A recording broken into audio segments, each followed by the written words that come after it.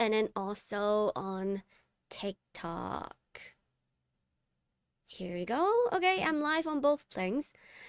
But yeah, hello. Uli says, wow, what a wonderful opening to a stream. I know, right? I listen to the Outer Wilds OST almost every night. I think it's so calming. And I'm able to be more grounded in life, I feel like, when I listen to the OST. Because I think there's so many things to worry about. There's so many things to stress about. But when you hear the Outer Wilds OST, everything just kind of go out the window. And you just becomes grounded in the universe, you know what I mean?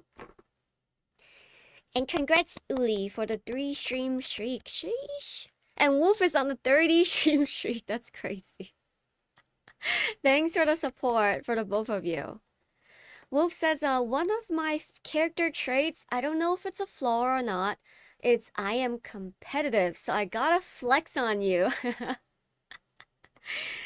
Wolf, if you're competitive, then you should play League of Legends. This will be the greatest game for you. Uli says, right? You can even whistle like Esker. You know, I actually can never whisper. I mean, not whisper, whistle. I never learned how to whistle. And I've always been so impressed when other people whistle. I'm like, how do you do this? How do you even... I don't get it. Hello, Butter. Happy Tuesday. Happy Tuesday. How's your day? Hopefully your Tuesday went well. Man, I'm quite excited for the ranking list. I had this idea for a very long time of doing a tier list. I was gonna do it for Disco Elysium, right? Like all the characters and whatnot. But I forgot about it and now it's too far gone that... Oh, guys. Oh, I need to turn on the audio again. But you got milk. Hold on. There we go. The audio is on again. And I figured out a way to turn off the notification sound. So I did it, guys. So for today, when we play Silent Hill, it's not gonna be like din din din din when you guys chat. Wolf says, I have a traumatic history involving a League player. I mean, yeah, League players does that to you for certain. Okay, well, if you ever want to talk about it, I'm here to listen. Seems like an interesting story. But yeah, my goodness. Oh, there's so many things I wanted to talk about. But it's so funny. Every time I press the start stream button, I always forget what I want to talk about. But I think for today, we're gonna do ranking lists for 2 things. Okay, Disco Elysium is too far gone, so I can't do that anymore. But we're gonna do a ranking list for Outer Wilds, all the planets and all the places, how much I like them and how much I think they're a great design. And then the second one would be ranking Expedition 33 characters. Okay, I think I wanted to do that, but I forgot about it. Now we're gonna do this again. I mean, Expedition was only, what, 2 weeks ago, so I can remember still. Thanks for liking the stream, Sava. Ranking cheese. I just know one cheese. And that's it. I don't really know different cheeses. Uli says, I would like to stay for the stream, but it's 12 a.m. Wednesday here. I wish everyone has a really nice stream. I gotta wake up early tomorrow. Yes, I hope you have a good night. Sorry, I'm always streaming so late for the European folks. Unfortunately. But yeah, if you ever want to, you can catch up on my VOD, either on YouTube or Twitch. And I'm doing Outer Wilds, Planets, and then also Expedition 33. Afterward, we'll be talking a little bit about MBTI, because I recently redid my MBTI. So I'm very excited to discuss that. And then we'll jump into Silent Hill after. We'll see how long we take. I feel like I'm gonna yap for a very long time today. I have a feeling. Thanks for liking the stream, Jay. I hope you're having a good day. Oh my god, that's such a cute emote, Uli. I remember watching that show when I was a kid. What is it called? Like, hamster... something... hamster... Japanese... and what's it called? Oh, Hamtaro. I used to watch Hamtaro. And what's the other one? Hamtaro and Doraemon. That's the classic that when you're in Hong Kong, they always would would play Doraemon, Keroro, and Hamtaro. Three things. Oh, and there's like this guy with like a dog, and I don't know that one either. I don't know what's the name. Jay says, "What's your MBTI, Miss Mars?" Ooh, I'm gonna tell everybody what it is later, but after I finish my ranking list, I'm trying to keep it a secret. But feel free to guess it and see if you get it correct. Uli says, "Roast a marshmallow with a supernova for me." Bye, y'all. Bye bye. Doraemon is a classic, right? But I know it's not really well known, like in American culture. Like it's not like a well known thing. But yeah, that was another one. It's a kid that like has a dog, and then he's always like half naked. I forgot what that one is called. Hello, Sneaky. Hi, hi. Welcome back. Welcome back. How are you doing? But yeah, I'm doing a tier list. So let me actually share my screen. Hold up. Screen only. Okay. Maybe I can zoom in a little bit more here. There you go. Am I blocking anything? I'm kind of blocking some of the planets. Let me do this. Like that? You know what? It's fine, guys. We'll just do it this way. Oh, Shinjan. Yes, Gishibaba. Shinjan is the one I was talking about. Yes, yes. But yeah, I was looking at the tier list, and I'm not too sure like what some of these are. Like this one, I think it might be in the DLC, like the Outer Wilds DLC. Terry from TikTok says, "You're my favorite streamer. I love the vibe." Thank you so much, Terry. I appreciate you. Oh my goodness. So we will just be ignoring these ones that I don't know. Like I genuinely just don't know. I don't know what this is either. Is that the moon? I think this might be the moon. Eh? Eh? I think this is the moon. Okay, this one's okay. But these two I don't know. So we'll put in F for now. But yeah, let's go with the first one. Which one do I want to do first? Honestly, okay. For Birdo Hollow. Do you guys remember Birdo Hollow? I think I should just search up an image of it as well. Birdo Hollow. Because the image is so small in the tier list. It's the one with the dark hole in the middle. The one where it's like falling apart. Man, I think this one, people love the mechanism of it. But myself personally, I thought it was a pain in the ass. I was so annoyed falling into the black hole again and again.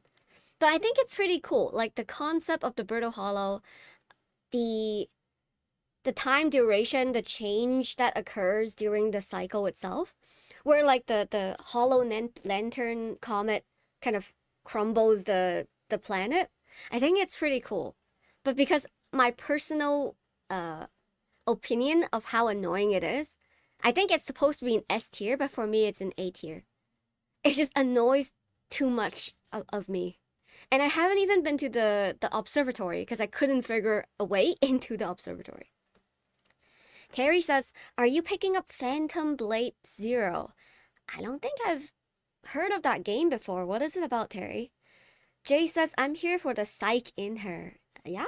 We'll be talking about it after I finish my ranking list. Stay tuned, stay tuned. Vi says, "I think if you weren't directionally challenged, the Brittle Hollow would be a praise." True. The amount of time I got lost in the Brittle Hollow and fell into the black hole and have to end my cycle because of it. It happens too many times. Too many times. If I have a penny for every time I fall into the black hole, I'll have $1, I feel like. Terry says, "What? Donnie Yen is helping with the combat choreography and mocap." I had no clue what that is, Terry. No clue. Hello, CCVN. No, long time no see. How are you? How are things? What is a Sia Punk? What is Phantom Blade Zero? Hold on. TikTok is talking about Phantom Blade Zero. What's this? Uh? Ooh, it kind of looks like a Black Wukong game. Is it called the wait the Wukong game? I just know it's the Wukong game with the same like graphics. It feels like interesting. This guy kind of looks like Markiplier. Hmm. I'm not a huge fan of like action games, so it's not my forte. Wolf says a game that your laptop can play for sure. True. Even in the lowest settings. Yeah, Terry, I also have a gaming laptop and it's not the best, I'll tell you right now. I'm playing Silent Hill 2 and my computer is struggling. CCVN, I've been doing well. I've been doing well. I've been finishing a lot of games. Lots of things has happened in real life. Just struggling through it. But how are you, CCVN? How was the dates and how have you been? Terry says, hey, I'm playing that too. Where are you in Silent Hill 2? I'm like, I played it 4 hours, no, 3 hours yesterday. So that's all that's all I'm at. I'm at the Woodside apartment still. And I'm heading to the third floor. That's it. But yeah, Brittle Hollow would be, I think, A, to be very honest. The concept is S, but the execution from my end is it lowers the mark. Wait, is there a difference between this one and this one? They both look like Brittle Hollow. I can't tell what's the difference. And then the next one is Giants Deep. Okay. Oh, guys, I was reading Reddit the other day, and I now joined the Outer Wilds Reddit subreddit thingy, and apparently people were really scared of the Giants Deep because of the amount of water there is. I personally didn't even feel that fear. It's crazy. And then, okay, but now I think about it, right? It is technically really scary because there's no land. It's just like a planet full of water. And the moment you jump into the water is very deep. And the core is very dark. So it is actually pretty scary, but it didn't clock me until I thought about it. I'm like, oh yeah, that is a scary concept. To go to do a deep dive into the ocean that way with a spaceship. Terry says, I wish all streamers had your positivity and attitude. You're the best. Thank you so much. CCPN says, it was good. Thanks for remembering. I'm still with her. Nice. Well, I'm glad you're was it speed dating or like a blind date? Went well. Nice, nice. Vi says, what's going on in real life with you? Too much, guys. Too much. I'm just trying to thug it out, man. I'm trying to thug it out. You think... I think a lot of the times, you finish one trouble, another is gonna come up. And especially if you're trying to change as a person, the environment would then try to not let you change. So then a lot of challenge would be then thrown your way. So I was going through a lot of conflict with different people in order to like figure things out. Yeah, there's something going on with my tenant because I have one rental property. And then there's some things going on with in real life relations with people. And it's not fun times, guys. Yes, I'm glad you agree, CVN. Terry says, do you have a lot of experience with personal conflicts? Yes, I have a lot of experience. I do. I think everybody has a lot of experience. It just depends on how they resolve it. I have a lot of experience where I didn't do anything, okay? But they just, for some reasons, come to me and then now to figure this shit out, you know what I mean?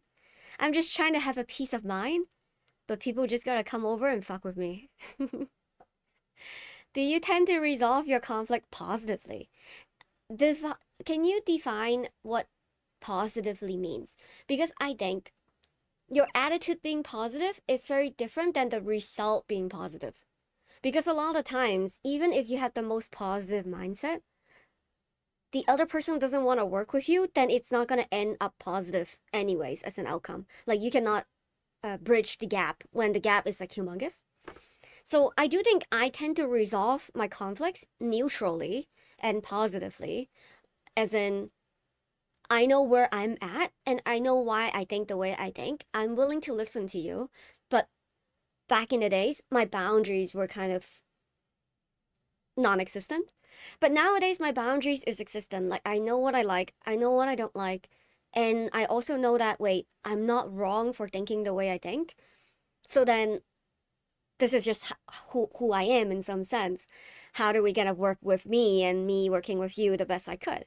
But a lot of times it still blows up because like it's just hard, just hard. Sometimes it's a bridge that cannot be gapped. Oh, a bridge that cannot be gapped. A bridge cannot be ungapped. I don't know how that works. CDPM says, but why am I always the one getting burned? People always say always have a positive attitude towards everything. I don't think I think sometimes some situation does not deserve a positive attitude because the other person is just straight up toxic, right? So I try my best to not actually be positive. I try my best actually to be neutral. So then I don't have hope that are undeserved, but then also still have the compassion, right? Of like, I'm not gonna think the other person is evil, but where are we at right at this moment? Jay says, me too. I'm too optimistic. Yep. Yeah. And though you mentioned Naruto, Naruto tends to resolve all conflicts by being super positive and loving, right? Naruto reached out to Gaara, Sasuke, when they're so angry, right? And like hateful and fight against him. But because he was so caring, like they turned around. So who the heck knows? Sometimes it works out, sometimes it doesn't. But it needs to be the right people, right?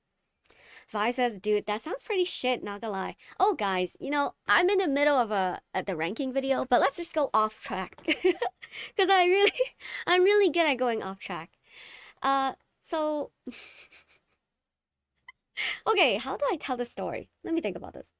So this story is about me and my mom in some sense. How do I say the story? I don't want to review too much detail because my sister is involved and I want to respect her privacy. But it's just so interesting. I'll tell this part of the story. My mom is very emotionally volatile and tends to just be off the handle at times. Okay. So this incident apparently was, I was not there, by the way, because I'm no contact with my parents. But like, I'm no contact, okay? So my sister and my parents and my sister's husband's parents were having dinner. And yeah, my mom just randomly got really upset, start yelling at the restaurant, like just full blown like yelling insult at the in-laws and yelling insult at myself, and not myself, like my sister and my brother-in-law. It was crazy. And it was like in a Chinese restaurant, you know what I mean? So everybody was like, "Whoa, what's going on?" um and then like she just started insulting everybody in the table, like saying that they're not good, they're like horrible people. um I was like, wow, that's insane.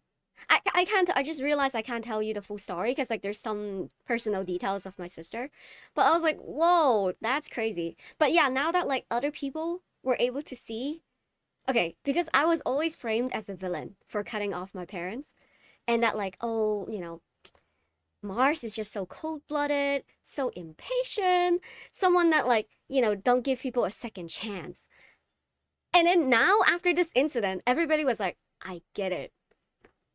I understand now. Mars is not crazy.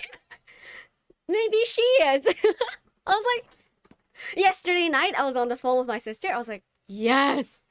I'm glad that people finally starts to understand a lot more of why I made the choice I made. Woohoo! So I was happy about that last night. That was a great event. Well, not for my sister because she was really stressed out. But for me personally, I was like, this is my redemption arc.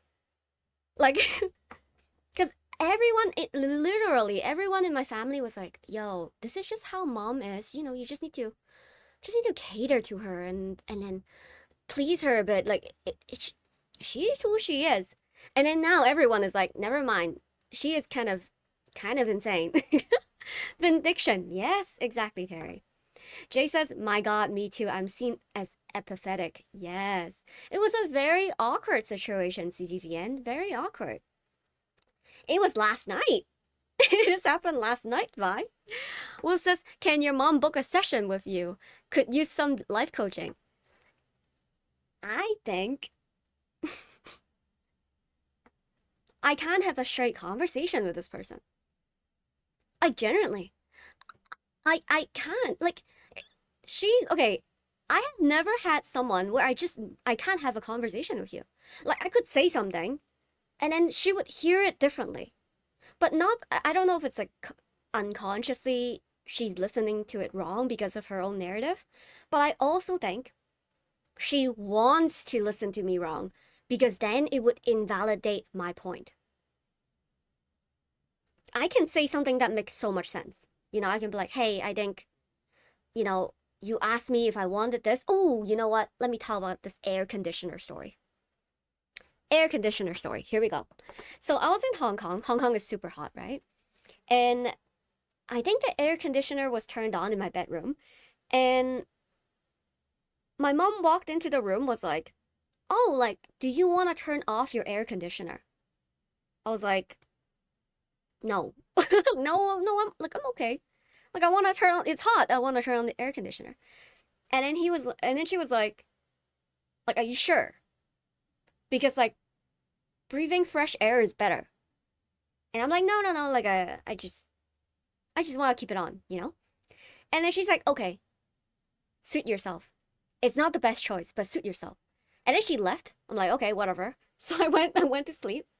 And then at 3 a.m., middle of the night, she was like, "Hey, you know what? Let's just do full screen, bro. Like, at this point, let's just do full screen here." She was like, hey. And I'm like, "Huh? What's going on?" She's like, "We gotta talk." I'm like, "What do we have to talk about?" I'm like, "What?" I'm still like half awake, right? Like, what? What do we talk about? And she's like, "I'm serious. We did talk about your disrespect."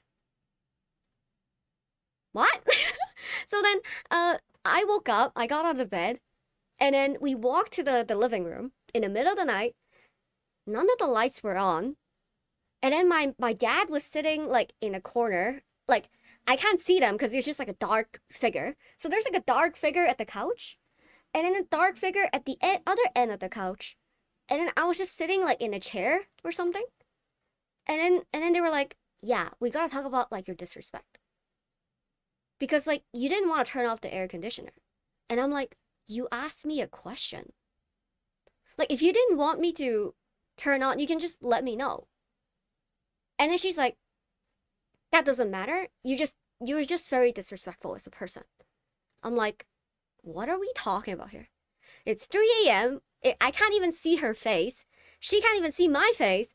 And then we're talking about the air conditioner. Like, what is happening? Okay, if you want it off, just turn it off, bro. Like, come on. Like, I don't know. And then I'm like, "Do you want me to turn it off? I can just turn it off right now." And she's like, "It's not about that. Because even if you turn it off now, you still disrespected me."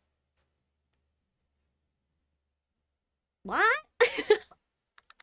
I just remember just being so baffled. I'm like, what is this? Why are we talking about this in 3 a.m. and having like a console about it? Like, that doesn't make sense. Vi says she stewed so much on it that it turned negative. Yeah, she must have been thinking about it for 3 hours. Because I slept at like 12 a.m. or something, right? And at this stage, I'm probably 18 or like 20. So I slept and I was having a good time. But she was like ruminating. She was like ruminating on it, right? Like, "Oh my God, I have to go talk to her now, 3 a.m. I'm gonna wake up my husband too. Like, we gotta have a chat without the lights on." I don't understand. Why don't we just turn on the lights? But no, it was just like a dark console and like just talking about things. Jay just says, Does parents hate their children who can see them as they are? Yes, I think so. And she wants to just have the sense of control. Yeah. She really just wanted the sense of control. Like she wanted everything her way. And if it's not her way, then she'll find a way to make it her way. And then it's like about her ego and stuff like that. I think she didn't have a good upbringing, which leads her to become the way she is. But that doesn't mean that's the right thing to do to me, TBH. CTVN says you were in her crosshair for that period of time. I was always in her crosshair. So I'm the black sheep, and then my sister is the golden child. My sister basically keep her head down, stay quiet, right? Like do everything as they say, so then they don't get mad. And I think she also witnessed a lot of the times me getting yelled at and me getting in trouble, which makes her want to do things their way lots more because they don't want to get in trouble. Like she doesn't want to get in trouble. But I personally, like, I can't keep my mouth shut at times.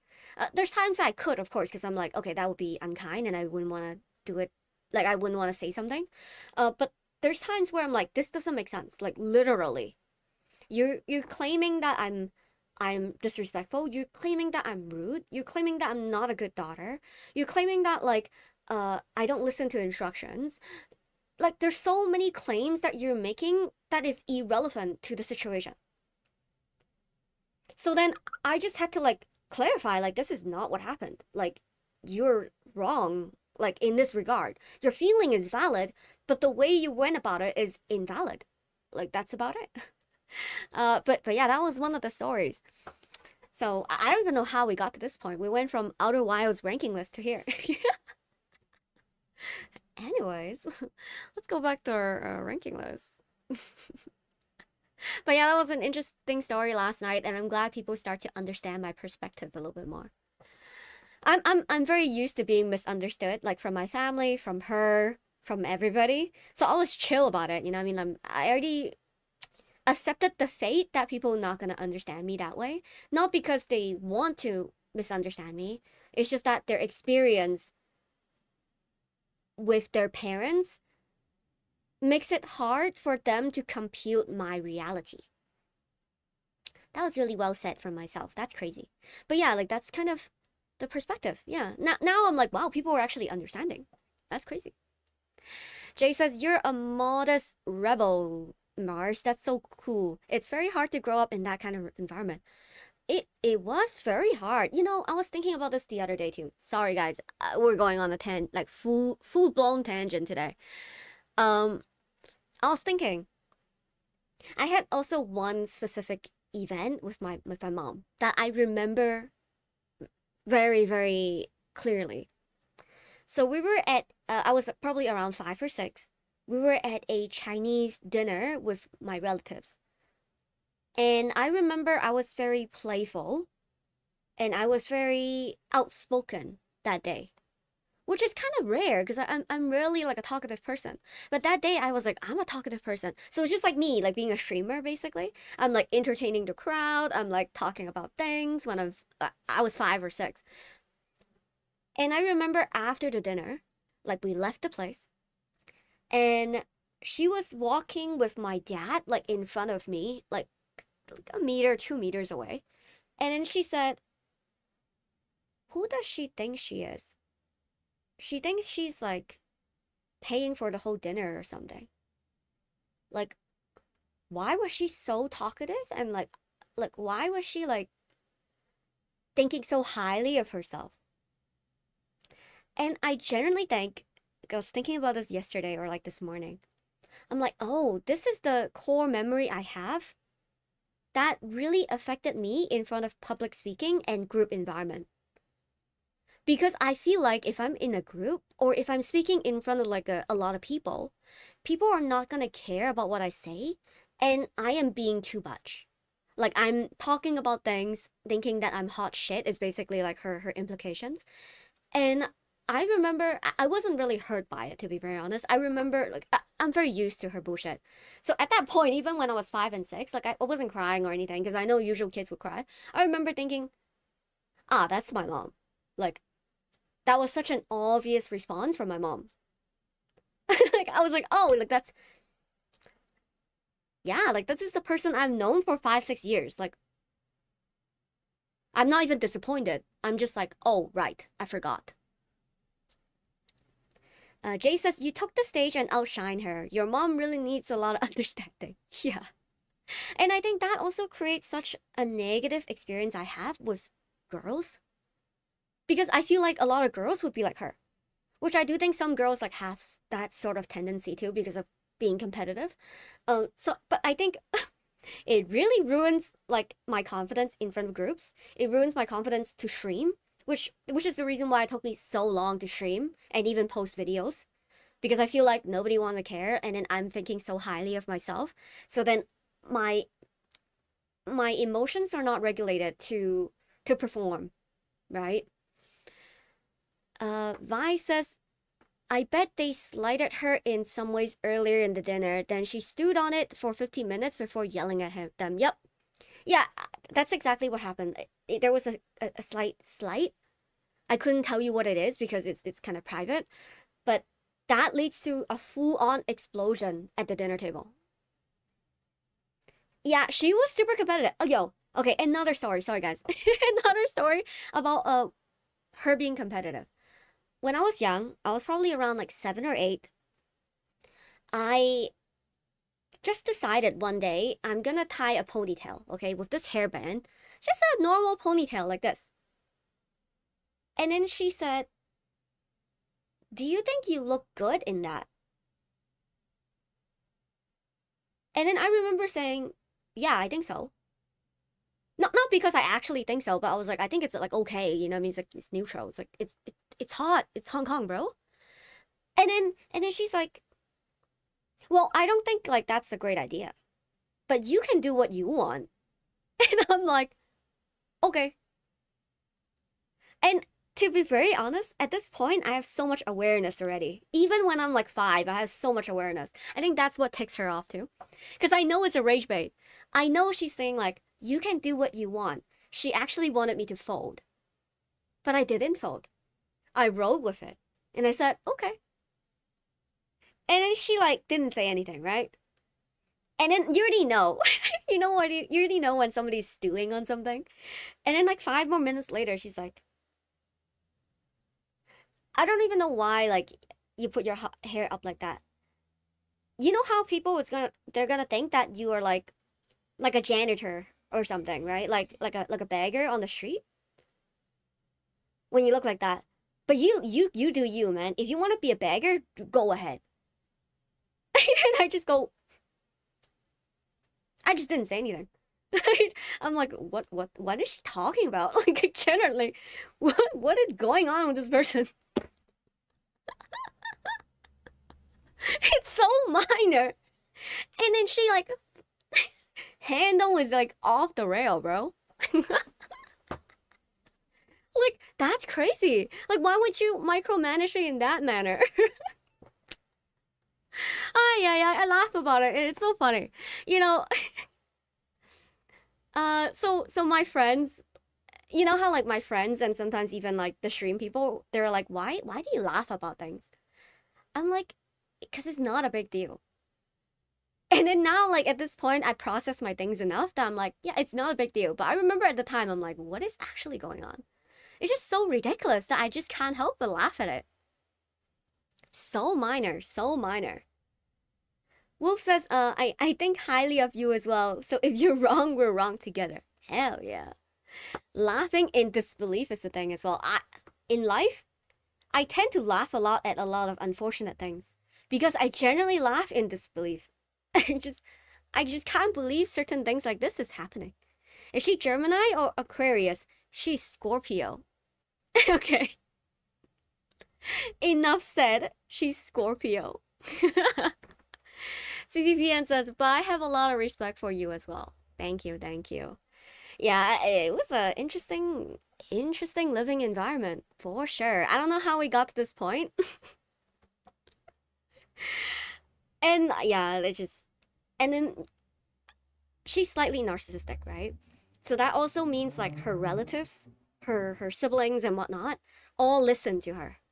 Because that's the only way like because I don't say anything, my sister don't say anything, and she kind of creates a narrative of what is happening and how she's the victim and she's like being wronged by me and my sister.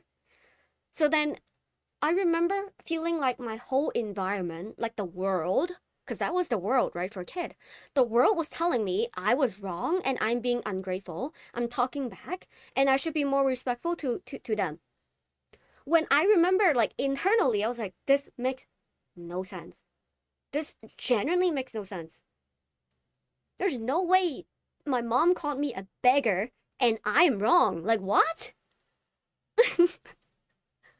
But apparently I am. It's like, that's insane. Jay says, that's about control. You play tug of war with her. Yeah, exactly. Adi says, did you finish Outer Wilds? I did, but I'm ranking the planets right now, and I'm gonna play the DLC in 3 weeks. Yep. It was great. I cried, by the way. Like, it is like, I cried in the Outer Wilds ending. I think it was, I watched back the VOD.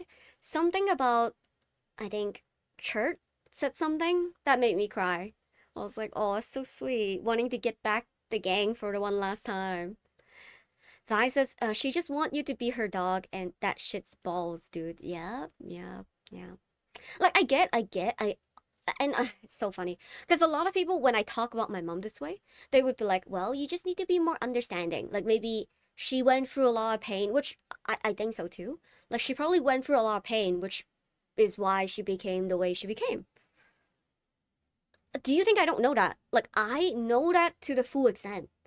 Like, I have a lot of understanding. But just because you understand doesn't mean you should accept shitty behaviors from people.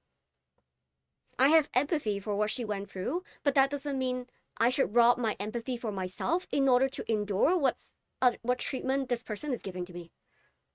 And that's unfair. Addis says, is there any video of it? There is. You can either go on my link, bio link, for my Twitch, which there's a Twitch VOD, or you can go to YouTube. There's YouTube VODs as well that I uploaded. Goodbye, CCVN. Thank you for joining. Bye-bye. Yeah, you can, I think for YouTube, you can see it. It's the end of the journey of Outer Wilds or something. For real. There's two of them. One is like not for real and the other one's for real. I thought I could finish the other day, but I didn't finish. And then I finished 3 days ago. So, but yeah, let's continue the ranking list, guys. Jesus. Suddenly there was gloomy things that stop us from continuing our ranking list. Okay. I generally don't know which planet this is. I thought this was Brittle Hollow, but I didn't know. Thank you for following, Sleepless. Appreciate you. And hello, Rook. Hi. Edda says, do you know that the DLC is pretty scary? That's what I heard. I am playing Silent Hill 2 today, so hopefully it's not as scary as Silent Hill 2. Because Silent Hill 2 is pretty bad. But let's look at the vessel. I feel like the vessel, which is like the last part of the game, right? I wish there was more things.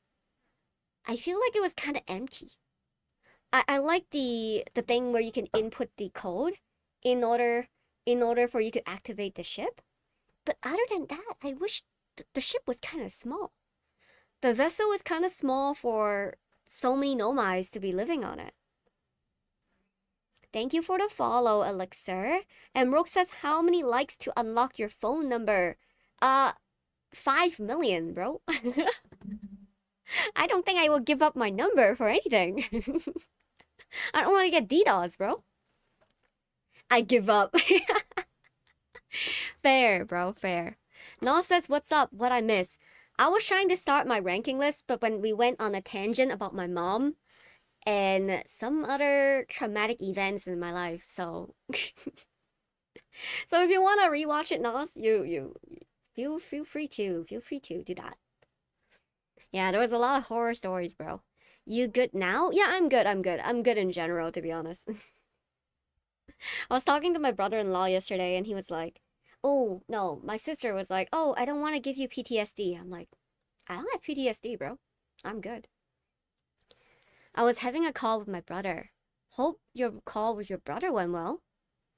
I like how that's my first thought. Dark Bramble is next. Okay, Dark Bramble, honestly, for Dark Bramble, I thought I thought Dark Bramble was like D, okay? I hated the Dark Bramble at the start. I remember going in at the first like at the very beginning, the first time, it was so scary. And I didn't know how to like escape it. But now that I know how to get around it, I think it's an S tier thing. Dark Bramble was the only planet that made me feel slightly scared. And the scary part was when you were in the ship. Oh, let's show a picture of it. A Dark Bramble. Like when you were in a ship and then you try to get out of the ship, you just fall into the fog like this. And it's super scary. It just feels like it's worse than falling into the ocean, because at least in the ocean you can like have buoyancy. Falling into this fog that you cannot see just feels like you don't know where your legs are gonna be at. Josh says, put yourself at S tier. You're so cute. Thank you. Appreciate you, Josh. Vi says, yesterday was a horror story. It was pretty scary, Silent Hill, yesterday. Gosh. I think I'm probably more okay today, but we'll see. We'll see. Nas says, it's an issue with money with my father who died. We have like, oh God, 4 brothers and one that won't sign the paper.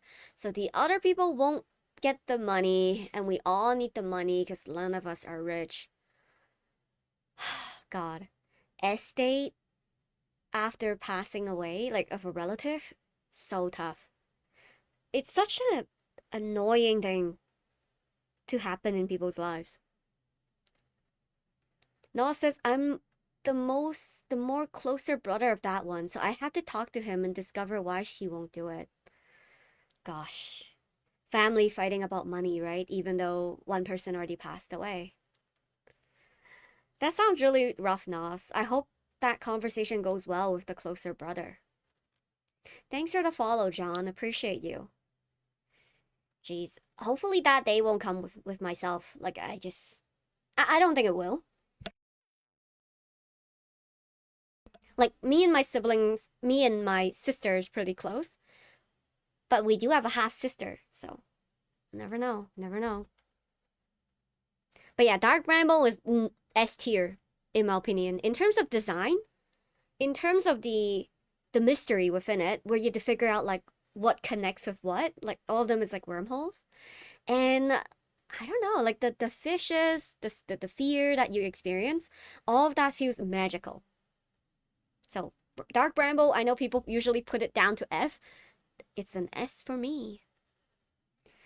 Whoop says, my older brother was in charge of my father's estate, and he's already rich. So he accepted a lowball offer for my father's assets and called it good.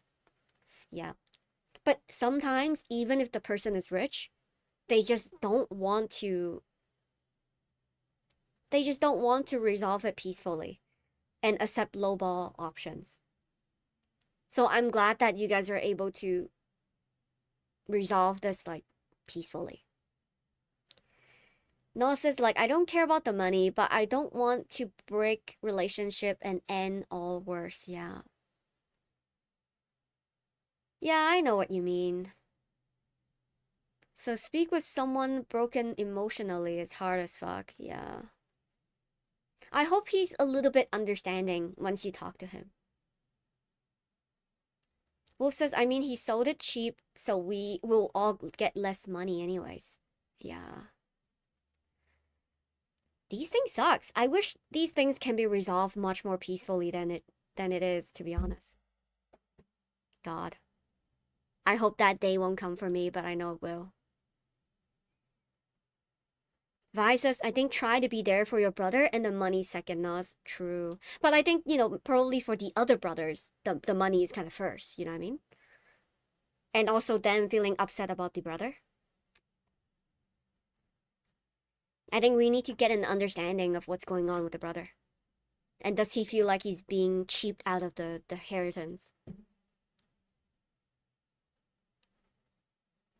Okay, continue with my tier list, because I really want to finish this potential YouTube video that I'm making. Okay. Uh, Amber Twin. Amber Twin. Okay, for Amber Twin, I think, man, Amber Twin is so annoying. Well, the Hourglass Twin, I guess it's called. I like Ash Twin, but for Amber Twin, the sand puzzle, it's really clever. Honestly, it's like super clever. But again, it's similar to Brittle Hollow. I, I'm just so annoyed by the sand puzzle. It just really pissed me off. So then I'm putting it to A for certain. And then the Sun Station too. Okay, the Sun Station, at least I didn't have to brute force it. But honestly, I think the Sun Station felt very empty to me. I feel like it could have been better if they put more lore or more interesting stories. It just didn't feel like it was worth the travel. And it was very optional and it wasn't necessary. And I wish there was more bonus content to be discovered in the Sun Station. So I'll put that, put that in C maybe. Ooh, but I wouldn't put the vessel above the Giant's Deep. You know what? I'll change it around. I think the Giant's Deep deserves B. Because I love the core of the Giant's Deep and the jellyfish mechanic. I think that was so clever. Okay, and then the Quantum Moon. The Quantum Moon. I think Quantum Moon has to be A, like S. You know what I mean? Hello, Nate. Hi, hi. Thanks for liking the stream. Quantum Moon has to be S. Just the whole concept of how to figure it out. Oh, you know what? Maybe A. I hated the towers of Quantum Moon. The tower thing really annoyed me. Because I did what it asked me to do, but it didn't teleport me right to the eye. So it took me a few shots, and I almost wasn't able to get to the end. But the concept, oh, but Slalom. Fuck, I love Slalom. Slalom is amazing on the moon. So you know what? Slalom, because of Slalom, I'll put it on S. I really like the idea that Slalom is alive in only one condition and dead in all the other conditions. I think that is so clever. Okay. Lastly, the Eye of the Universe. How do you not put the Eye of the Universe at the start? At S tier. Just the whole ending, the whole mechanism where it reflects, because you're the observer, and then the Eye of the Universe reflects on you because you're the one observing it. So I think the Eye of the Universe is just super amazing. Okay, we have 2 more to go. I'm just trying to brute force this as fast as I could. Okay, let's see what people are saying in chat. Noel says, I don't know what I would encounter, to be honest. Since my dad died, I talked to him in good terms, but the grief things makes a mess in the head. Like, I'm so fucked up. I was relatively happy with dad, and now it's all blue. True. I think it's really hard. Like, just the grief is hard, and then now, like, the family breaking apart is also more difficult. Vi says that's fair, but maybe he just needs time to process his grief, and so do you. The money can come second, gotta be honest. True. Noel says, yeah, I told the other 2 brother that I'll talk to him, but not now. Like, it's new information that he receives and he needs to process it. I think that's exactly the same thing I told my sister yesterday. I was saying, because of the whole event that happened yesterday with my family, I told my sister that you don't need to deal with things right now. I think it's more important to be there for yourself before being there for other people, because being there for yourself then would lead to you being able to be there for other people. So Jay says, hey Mars, has anyone told you that you look very Mars-like? No. You're the first one. Like, I fit the name Mars, is that what you're saying? I've never thought about it. Again, I discovered the name Mars like 3 months ago. So I don't really identify with it too much yet, but I'm glad that it fits me. You know, right? Sometimes like someone has a name that doesn't fit them. And you're like, that's You could have a different name. But yeah, let's continue the list. We have 2 more to go, guys. Only 2 more to go. Then I can cut this and finish the video. It might be a video, it might not be. I actually don't really know what I want to do with it. Vi says, is your sister trying to defend your mom? That's damn sad. Not really. I don't think she's trying to defend the mom. I think she's trying to figure out what she wants to do with the relationship. I think she's trying to figure out how to proceed from this point forward and what she really wants to communicate to her. And I think that takes time sometimes, especially with family. It takes time to really figure out, what do you want to say to your family? How do you want to resolve the conflict? Do you want to resolve the conflict? Do you think they can resolve the conflict? There are just so many moving parts. Hello, Ringo. Leroy Jenkins. Wolf says, do I look like a wolf? Maybe. I have no clue what you look like, so. You look like a 314. What is 314? Oh, the numbers in the back.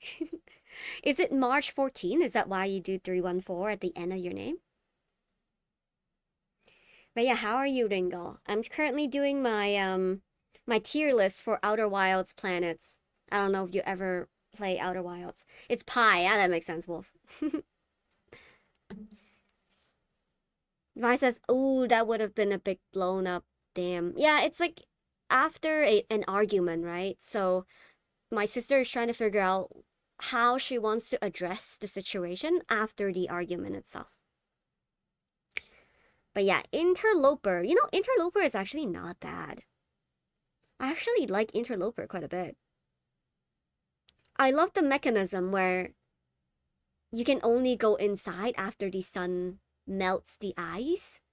And I also like how we discovered why the Nomad all died. And I love the lore within Interloper. I genuinely think there's more lore in the Interloper than in the Sun Station.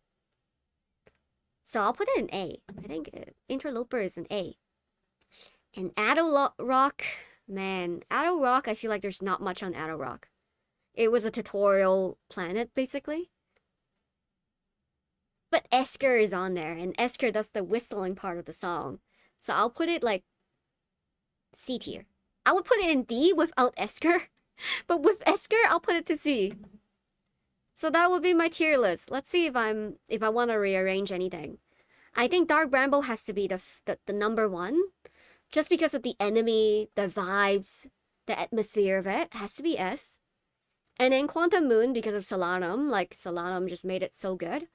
The mechanism of it disappearing and then having to move the tower to the north, 100%. And then the Eye of the Universe being at the end here, totally, because the ending was so sad. Just everything about the Eye of the Universe. I do think I'm a little bit disappointed of what it is. Even because it was hyped up for the whole season, like the whole game, it was hyped up to be this thing. And I feel like it didn't live up to the hype, or maybe it would never live up to the hype because of the mystery part of it. Thanks for the follow, user.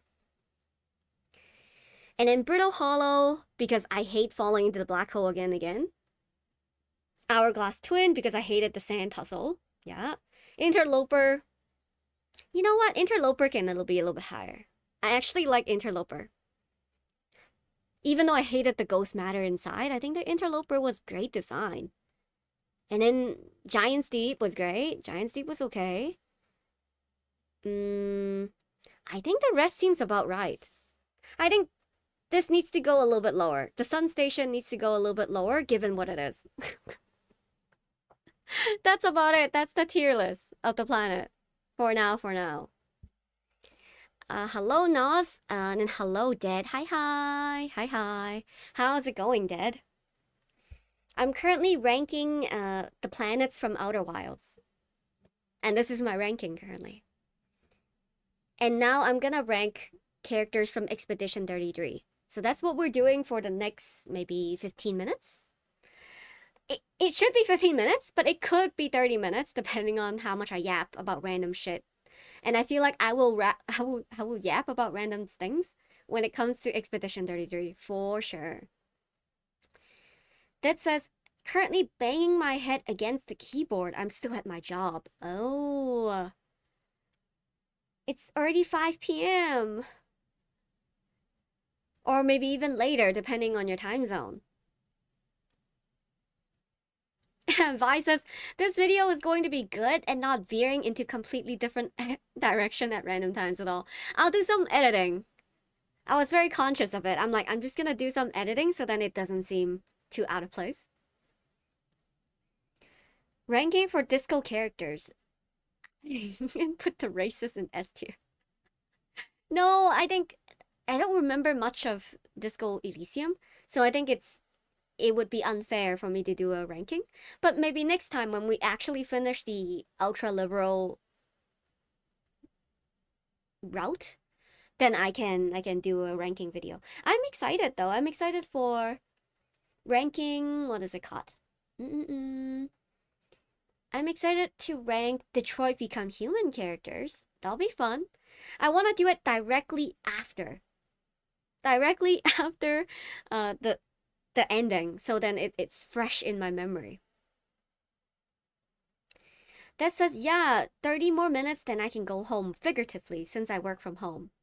Oh. Then you can log off, huh? Vi says, now you can play Disco Elysium as new again. The best experience. True. I want to play it like once a year or something. I think that'll be great. I generally don't remember most of it anymore. I think it's because so many things has happened in my life and whatnot. But yeah, let's switch gear. Let's switch gear to Expedition 33. So let me turn on my face cam. And I just need to change the game to Expedition 33 on Twitch as well. There you go. We have changed to E33 as the category for one last time. Okay. And let me share this screen. Am I blocking anything? I'm slightly blocking one person, but that's okay. Wait, hold on. Actually, let me go on TikTok too, because I need to change the TikTok one. Hold on, give me one more second, guys. Bear with me, bear with me. Expedition 33. Cool. Title's changed. Nice. Screen only. Thanks for the follow, user. That says, is Disco Elysium also a no spoiler allowed game? I already played it once, so that was the first game I ever streamed. Actually, that's not true. I streamed Stardew Valley at one point with a friend of mine. But the first solo streaming game, it's Disco Elysium for me. And I think it's best to go into it with no spoiler. But with myself, if I'm playing it the second time, I don't really mind any spoilers. Thank you for following, Hope. Noah says, by the way, baby sister is growing good? Yes. I had a dream about her last night, actually. Which was weird, because I'm like, there's no way. Why would I dream about this baby? But I did dream about the baby. I dreamed about the baby, and I dreamed about forgetting that I was supposed to take care of her and walking away for 2 minutes and then panic. And then it was okay. I walked back and she was okay. Now says, what's the cute thing in the back of the fox? I think it's my Chikawa. It's a Chikawa toy that's in the background. Wolf says, I had a dream last night that I was fat. Huh? Interesting dreams. Interesting dreams. What's a Chikawa? Okay, Chikawa is like... Hold on. Chikawa. It's like this character. The one that goes... Ding, ding, ding, ding, ding. Ding, ding, ding, ding, ding. Kenjana. You know? If you have no clue what I just said, well... don't mind me. Cool. But yes, let's get started on ranking Expedition 33 characters. I played it 2 weeks ago, so I have no clue. It's been a while since I last saw Gustav, to be honest. But I think who would not like Gustav? Who would not put Gustav to favorites? You know what I mean? Like he was such a kind character. I loved his skills. I really liked his overcharge abilities, to be honest with you. I didn't really like Verso's combo in comparison to Gustav. Johnny Boy says Gustav deserved S for what he did. Yeah. He was the vital character that made the expedition work out. Wolf says, I have no idea what you just did. Yeah, it's a Korean meme. Okay, guys. Okay, fine. You guys don't know this meme? How do you spell this? Ken Cha Na? I don't know how to spell. I think okay, I'm on Yahoo for some reason for search engine. So that's not gonna work out. There's also this one. Yeah, guys, there's also this one. It's gonna be loud, maybe. Hold on. Oh my goodness. Let me. I'm so hungry and Oh my god, this is the dub. Well, GG. There's even a movie. Yes! You know, Spider-Man latest movie came out across the world and it's the #1 movie. Except for Japan, I think. Because Japan's #1 movie is a Chikawa movie. Which is interesting. Johnny Boy says, I'm so happy I stumbled upon this. I just woke up and this is the first live. Nice! TikTok live it's fate. It's fate. Can't be that good. I don't know. I don't know, guys. It's cute. Like, Chikawa is cute. I like the screaming one. There's like a screaming meme. But this is Yahoo search engine, so it kind of sucks, to be honest.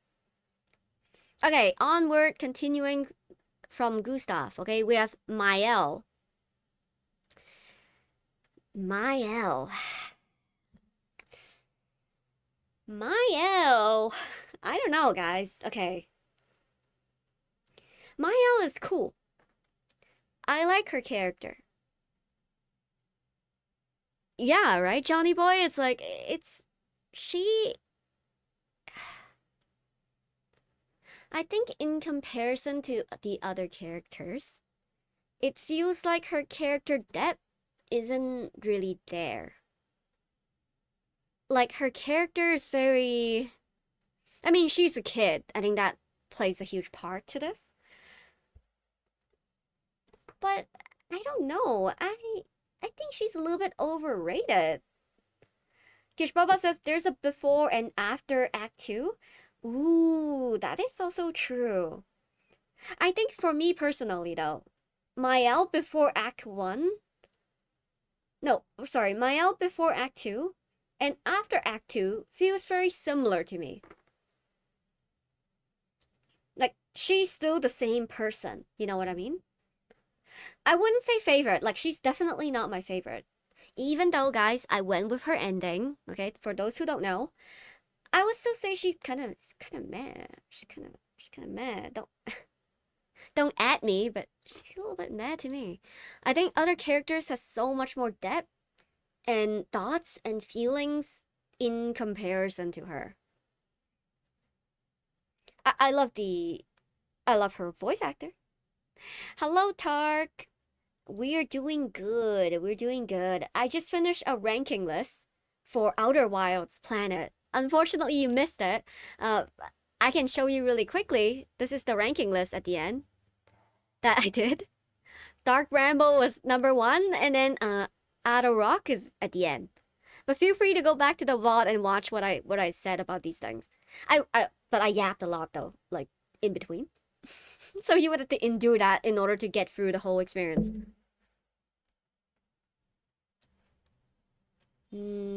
Why is Noko in that?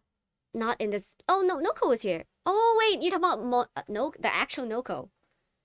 I think Noko is so not flushed out as a character, which makes sense why it's not on the list itself. Vi says, I think she's sort of a blank slate, but got a lot of history, so that's cool.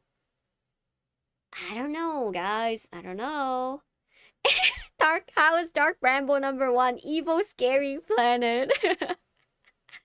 The dark forces.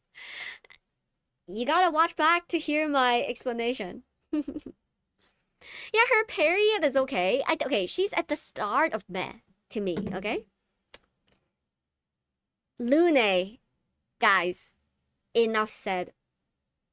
Put Lune #1. Not just because of her looks, her outfits, her fantastic hair, but also just the way she lives life, the way she's so strong-willed. She's gonna be on S tier. Like, come on. Like, there's no way. Lune is Cool Mayao's favorite wolf? I don't know. Some opinions are just wrong. Johnny Boy says -1 tier because of her stubbornness and selfishness. Oh, for Mayao, yeah. I think she's kind of meh, honestly. Like, if I have to hang out with one other character, it wouldn't be with Mayao. I would hang out with Lune. CL as well. I think CL is okay. In my playthrough, I never even used CL, but her character or her story, her relationship with grief, I think that enough puts me on favorite too. I think she's a really good person to hang around with. Like her backstory of how she tried to swim into the middle of the ocean and escape from everything. I think her story is just great. Johnny Boy says Lune's heart deserves it. When one fall, when, not if. Yeah, like she has so much determination. I'm talking about Lune here. Lune has so much determination. She picked up Gustav at the very beginning of the game when Gustav wanted to just end it all because all was like hopeless, right? But she was able to carry the team, carry Gustav forward. She's such an impressive human being, just in general. And then CL is also so emotionally mature, and she's able to understand a lot of different things. And she's so playful still, despite losing so much in life. And I think the way the three of them handle emotion just makes me put them up in favorite. And I think that's why I put Mael in meh, because I don't like the way she handled things. I don't like the way she received things, probably because she's a kid, I agree. But I think there's a lot for her to kind of work on as a person. Just saying. Verso. What are you guys' thoughts on Verso, huh?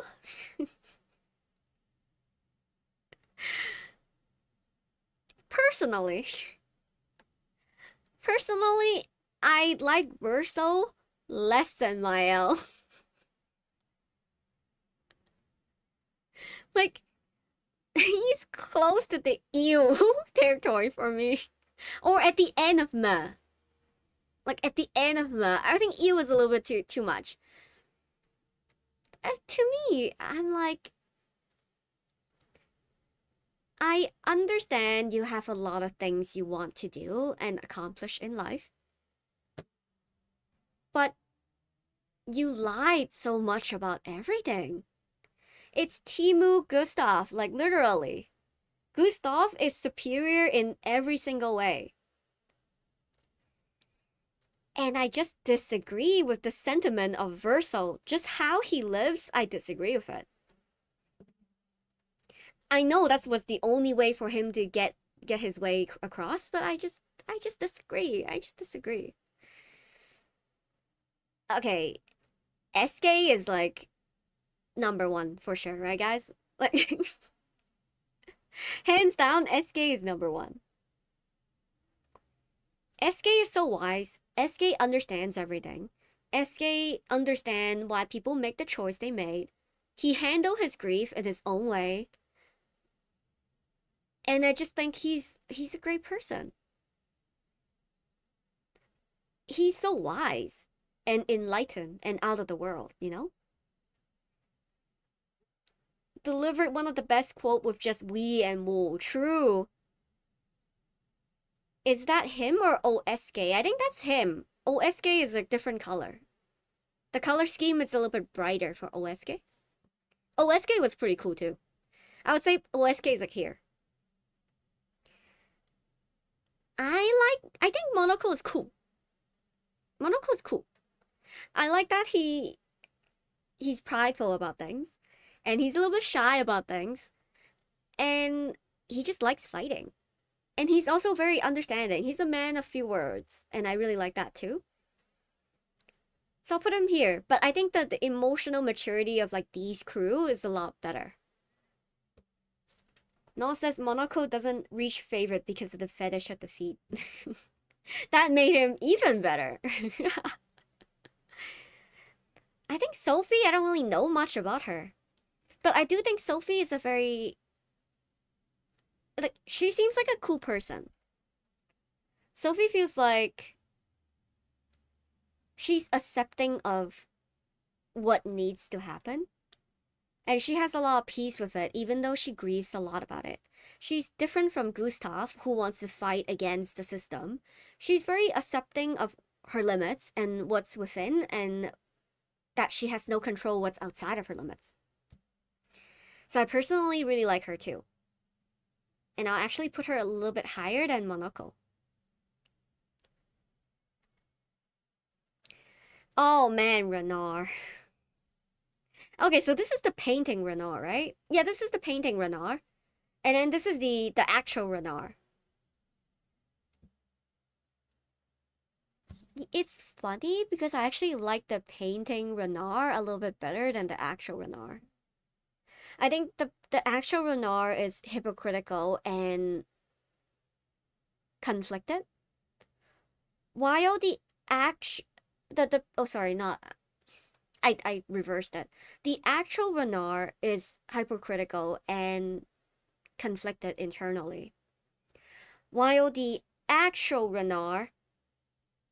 Wait, did I just fuck it up again? No, while the painting Renard, it's kind of, he's very straightforward. He just wants to protect his family with all cause. Like, no matter what the cause is, like, he just wants to protect his family. Johnny Boy says, we'll never forgive Bernard for what he did to Gustav. That is also true. That is also true. So I think I'm gonna put the painting Renard. Oh. He does have a cool entrance with his cane. That is also true. The cane sound still gives me PTSD. Nani says, aha. Wait, is it oho? Wait. I think that's right? Uh-huh. Gohan ikuso. You're going to eat? Is that what you're trying to say? Wolf says Verso is also at fault for Gus Gus. That is true. That is true. I think that's why Verso is so like low for me. Because he's actually very similar to the real life Renard. He's not mad. Take it back. I think the painted Renard is actually at the end. I actually think his determination is pretty cool. Like the way he thinks about things, the way his philosophy is. It's wrong, okay? Okay, I think his philosophy is kind of wrong, but he's so determined in his philosophy that I admire him for his strengths and his straightforwardness and his conciseness of what he thinks is right for him. I think that's okay. But Verso is wishy-washy, and I think he knows he's wrong, but he tried to convince himself that it's right, but he's actually not sure what he's doing is right or wrong. It's just, there's too much wishy-washy. And I think real life Renard is exactly the same. Where he's trying to convince himself that it's the right thing, but he knows it's the wrong thing. So, I like that. I think I'm gonna put them all in the med tier for now. I like how the whole family, the whole painter family is in the med. category. Renor deserves one tier higher for the song. Yeah, his OST was really great though. I think his OST was one of the greatest in comparison to Simon. Simon is like almost close to it. I killed him pretty quick though, Renor, so I couldn't listen to the song that much. But thanks for the follow, Johnny boy. Appreciate you. Okay, this girl. Is it Claire? Clee? I don't know how to say her name. It's in the ew tier for me. I understand why she does the things she does, but the way she approach it is unkind, is inconsiderate, and frankly with no tech. Like I get that like the whole responsibility is on you, but that doesn't give you the right to be an ass. Like your sister is traumatized and can't speak because of the whole fire incident. And you furthermore blame her even though she's already guilt-ridden? Like, come on. Everybody's grieving. That doesn't mean you can lash out your anger. I know your anger came from grief, but then that doesn't mean you can lash out your anger on other people just because you're grieving. Okay, lastly, we have two people, which is the actual mom and the painted mom. I actually don't really know much about the painted mom, to be honest with you. I mean, the actual mom and the painted mom is actually, they're the same people, no? Because she's not a creation. Vi says, Claire is ew, you're so right, queen. I don't know, I think the mom is kind of ew. Because I think the mom is the one that sets off the whole tragedy. Like, if she didn't do what she did, right? And actually take care of the family and take care of herself in a proper manner, none of this would have happened. Her grief was so destructive, right? And she just ditched the whole family that is alive to make a make-believe family. Like, I don't know what to tell you. Like, it caused so much grief. Like, I understand it though. Like, I understand why though. But then, okay, so Nas brought up this point. If the mom is ew, then Mael is ew too. I disagree because Mael is not a mom. Mael is 16.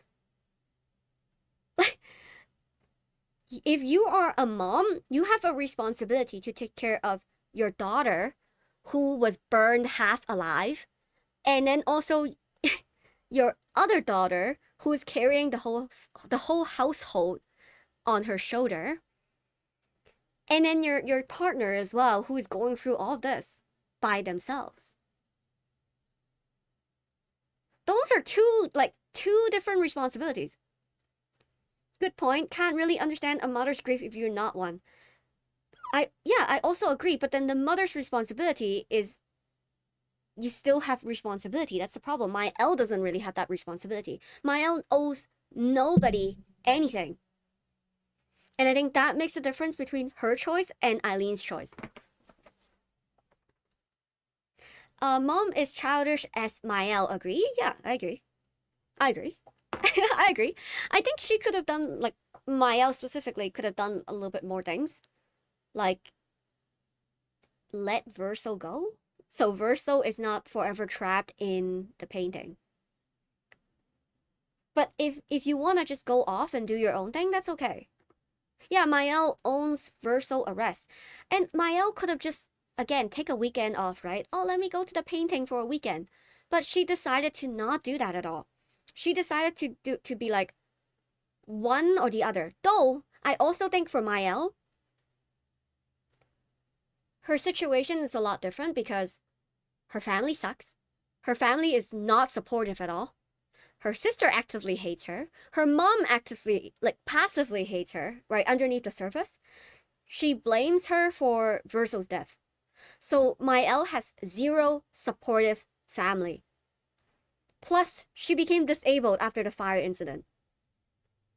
Plus, she can't really leave the painting for a weekend because she feels like Renard is gonna sneak in and destroy the painting if she decided to take a weekend off, which leads to her make the decision to commit all the way to being in the painting all the time.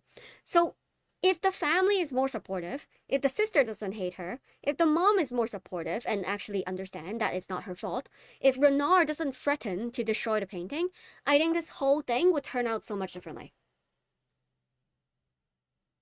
Like, she could release Verso and then like Clea being really powerful, Clea could be like, let me just give you a new Verso. Let me just like do something different. You know what I mean?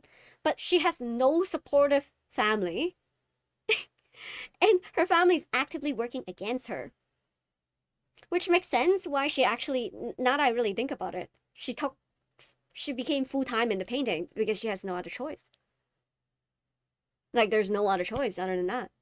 It's either 100% in the painting, or when she gets out of the painting, the dad is gonna burn the shit to the floor. And then she'll be forever alone. At least that's what she feels, right? With a family that doesn't appreciate her. Fuck, yeah, exactly, Wolf. And being in the painting equals no chronic nerve pain. I think if you struggle with chronic issues, you would also want an escape from it. And I don't think it's selfish to want an escape from chronic nerve pain. Like, that shit is brutal. Johnny Boy says, but she made a whole world just for her son. I thought she didn't make the world. I think her son made the world. No? You know what I mean? I think she was just going inside and maintaining it and adding into new characters. Vi says, Mael is a traumatized child. She's just a little blank. Yeah. Yeah, Vi says, Verso made the world. Yep.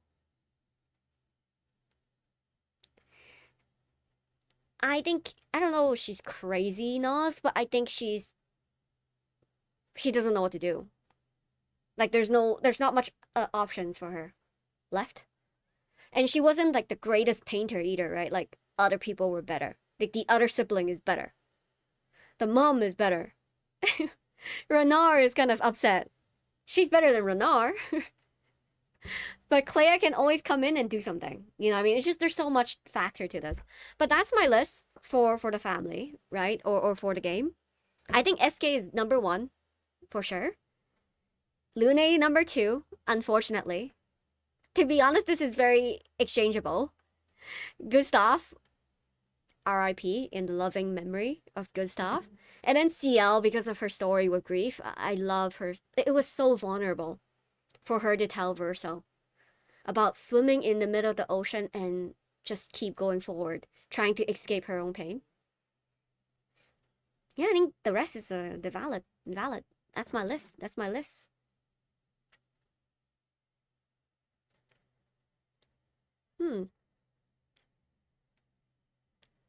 Sorry, I just saw like there's a motion in the front door. I think it was just someone dropping off a package. Okay.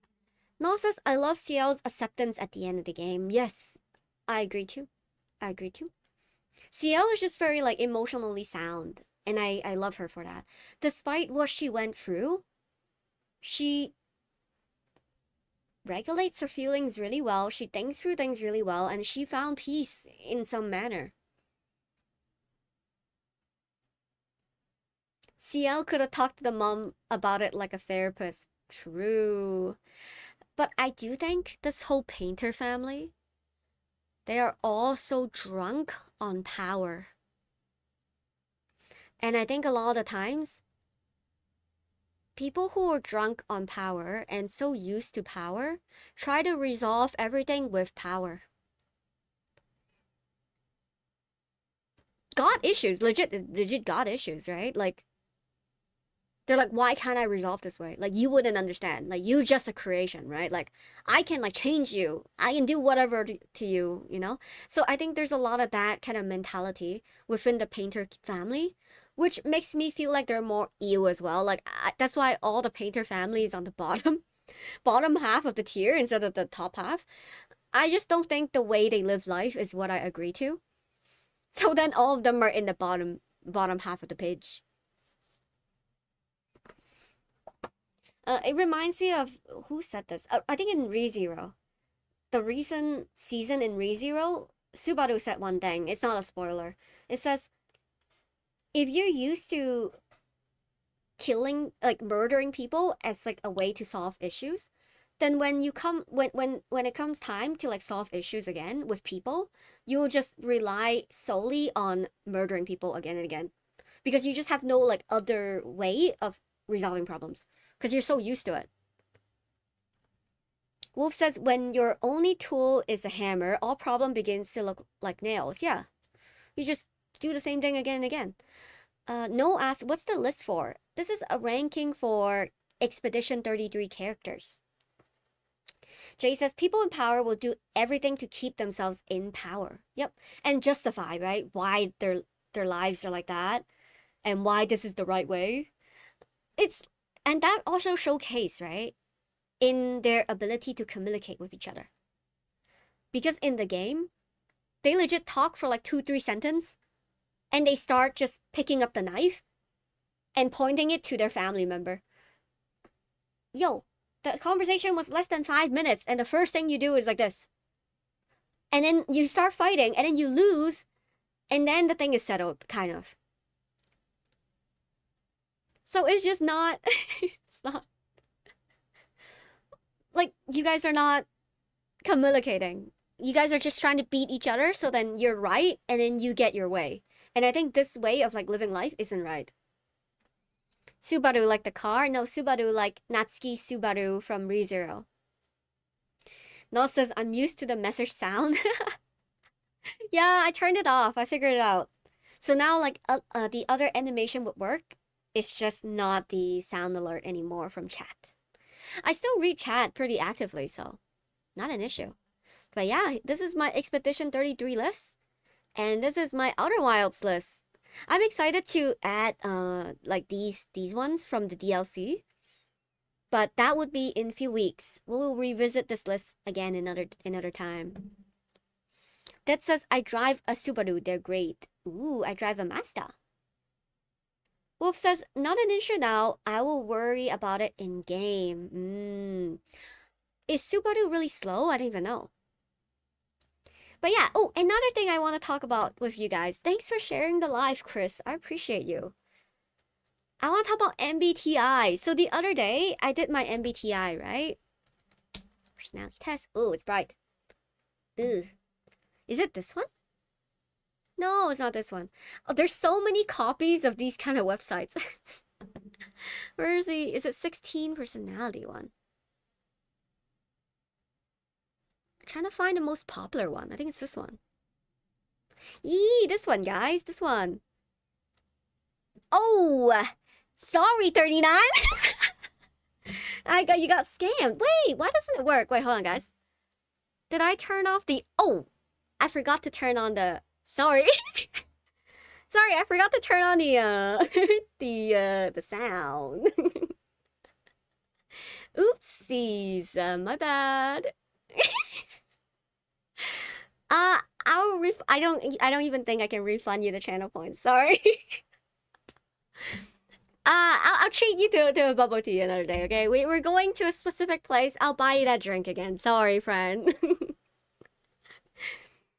Don't show that screen. Oh, am I not supposed to show the screen? Really? Wolf? What's so bad about it? She did it on purpose. John says buying a drink. Oh, it's because somebody on Twitch redeemed something, but then it didn't work, so... Oh! Did it? Oh! Yikes, guys. Wait, hold on. I want to see. Wait. Oh, I can't even do that because on TikTok it will still see. Hold on. Just really quick. I didn't see. Oh, in the corner. I see what you mean. Oopsies. That's crazy. How do we turn this off? I don't think you can. I mean, it's okay. It's not a huge issue. And to be honest, that email, it's a dud. Like I don't use that email at all. Might want to delete the VOD. It's okay. Okay. I'm not trying to hide my real name anyways. Like, I'm whatever. John asks, "Are you Vid or something?" I'm not Vid. I am from Hong Kong. So, oh, I need to share screen again. Hold on. There we go. I'm from Hong Kong, and then I'm currently living in Canada. Oh, wait! Why is the stream element thing still working? Ah, I hear the effect still. Wait, guys.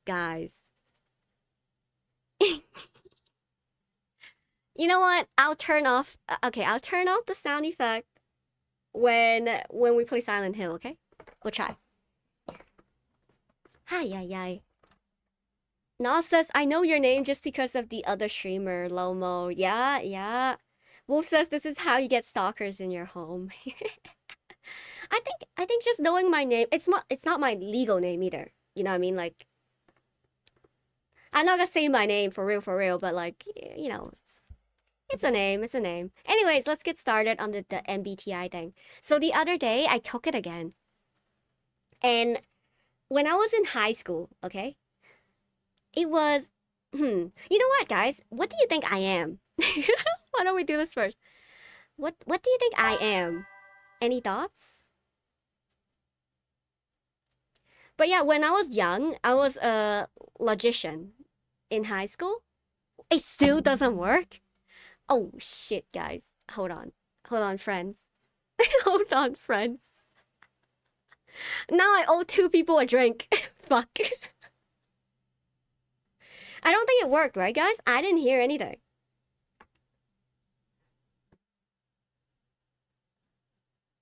We should all have a globally unique identifier to avoid having to share our real names.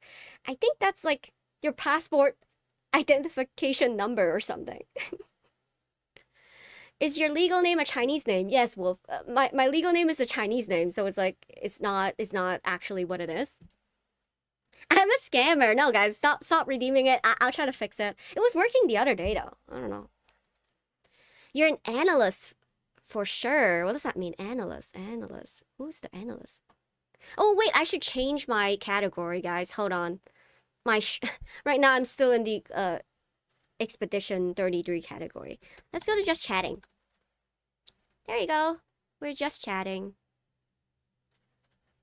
You owe me a brown sugar milk. Yeah, now I owe you a 2 brown sugar milk. Even if I saw it, I would never be able to pronounce it. Oh, no, it was a normal name. Because I usually go by a normal name, like a easy name. But then my ID or like legal documents are all like the Chinese one. And nobody called me by the Chinese one. So, you know, when I have a job, right, they call me by a certain name, but it's not the legal name. It's kind of like you guys calling me Mars, like it's my streamer name. This is my streamer name, and then my other name is my daily name, I guess. I don't know. You're an analyst for sure. What is analyst again, Nos? Okay, Jay says ISFP or maybe an ENTJ. Okay, ISFP. You think I'm an adventurer. Interesting. Flexible and charming artist. Always ready to explore and experience something new. Ah, that does sound kind of like me. ENTJ. Commander. Sheesh. Jay, you view me very highly. Commander. Bold, imaginative, and strong-willed leaders. Always finding a way or making one.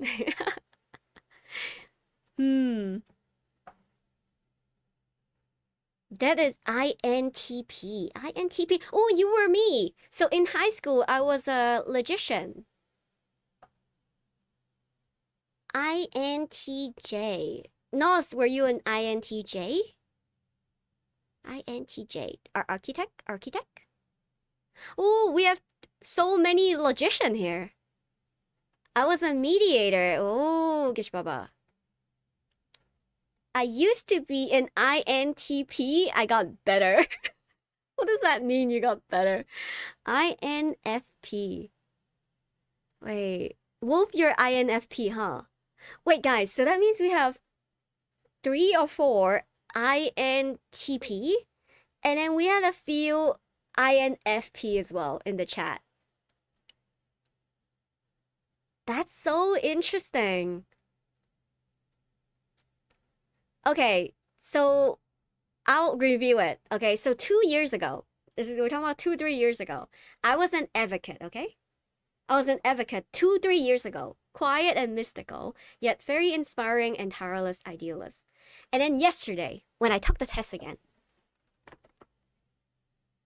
Okay, guys, actually, let's start with this. Do you think I'm introvert or extrovert? Thoughts? Am I I or E? Thoughts? I got 80% for this category specifically. So it's either 80% I or 80% E. It was very extreme. It was 80% one way or the other. Okay, let me block this person. Hold on. There we go. This person is blocked. You are I. You're okay. 39. You're literally trolling because like you actually you know what it is. I am probably an INFP. You're a social butterfly, bro. In your dreams. I think you're an E. Okay, I was 80%. 80% I. Okay, I was so far into the I. Chris says I'm INTJ. Is that bad? People say I'm bad, huh? INTJ. I don't think you can be good or bad with a personality test. I think all types of personality have their flaws and have their strengths. But I'll be curious, why do people say that you're bad just because you're, I don't know, architect? People don't like me as INTJ. Oh, what do you not like? What do they not like about you think? That's crazy though. It kind of feels like horoscope, where people are like, ew, you're Virgo, I don't want to talk to you. That says in front of us, extrovert. In the real world, introvert. You got me there. I am actually super quiet when it comes to in real life interactions. Actually, that's not true. I am very quiet in a group setting. I noticed the number, okay? With my experience with myself. If the group is more than 4 people, I struggle. I start to struggle. Okay, 5 is still kind of okay. When we get to 6, I am quiet. I'm not speaking. But 5 is like on the edge. I still talk a little bit, but it's a little bit hard because I'm like, I don't know how to gauge anything. But if it's lower than 4, I speak quite a bit. And if it's one-on-one, I speak a lot. I have trouble with 3 sometimes too. 3 is like a really odd number because you want to talk to this person, but then it might not be a common topic with the other person. What do you do there? So then you don't want to leave this person out. So you gotta find a topic all 3 of you can talk about. So it's like, okay, how do we do that? So then my mind just starts filtering down, right? Like, okay, what kind of conversation exists between the 3 people? So then nobody is left out. You know what I mean? And it's not just like a two-way conversation. But if it's a 4 people, you can have a two conversation going on, right? Like these 2 people talking to each other, these 2 people talking to each other. And with 4 people, it's okay for only one conversation to be going because the other 2 people can be watching and listening. But with 3 people, it's like, it's just too little and too much at the same time. So I struggle with 3 and anything higher than 5. But I love one-on-one, so just 2 people or 4 people. I think those are the numbers I like. Oh man, I have a story to tell again. Hold on. Sorry guys, rambling. So, I went to not Playland. I went to Six Flags with a bunch of friends of mine. So there's 4 friends plus me. Okay, you know what? It's time for the screen only, the face only. Today I'm yapping so much. We haven't even played Silent Hill yet. I've just been yapping nonstop for an hour and a half. I talk about so many of my personal stories today. That's crazy. I guess it's not as crazy as like what we talked about earlier though, like with my family and stuff. That was insane. But anyways, went to Six Flags. There's four friends, four guys, and then myself. And okay, the dynamic is that I talk to them one on one really well, okay? So they are my friends. Does that make sense? They're my friends. And I'm putting them all together. And then we are going to a ride, like a roller coaster ride. And I saw like the seats, okay, because I'm very, I prepare a lot. So I looked at the ride. I'm like, okay, it seems like it's a four people ride. It's an even number ride. Because for roller coaster, sometimes there's two people sitting in one seat and then two more people like sitting in front. You know what I mean? So then you can only have four people. Otherwise, one person is gonna be left out.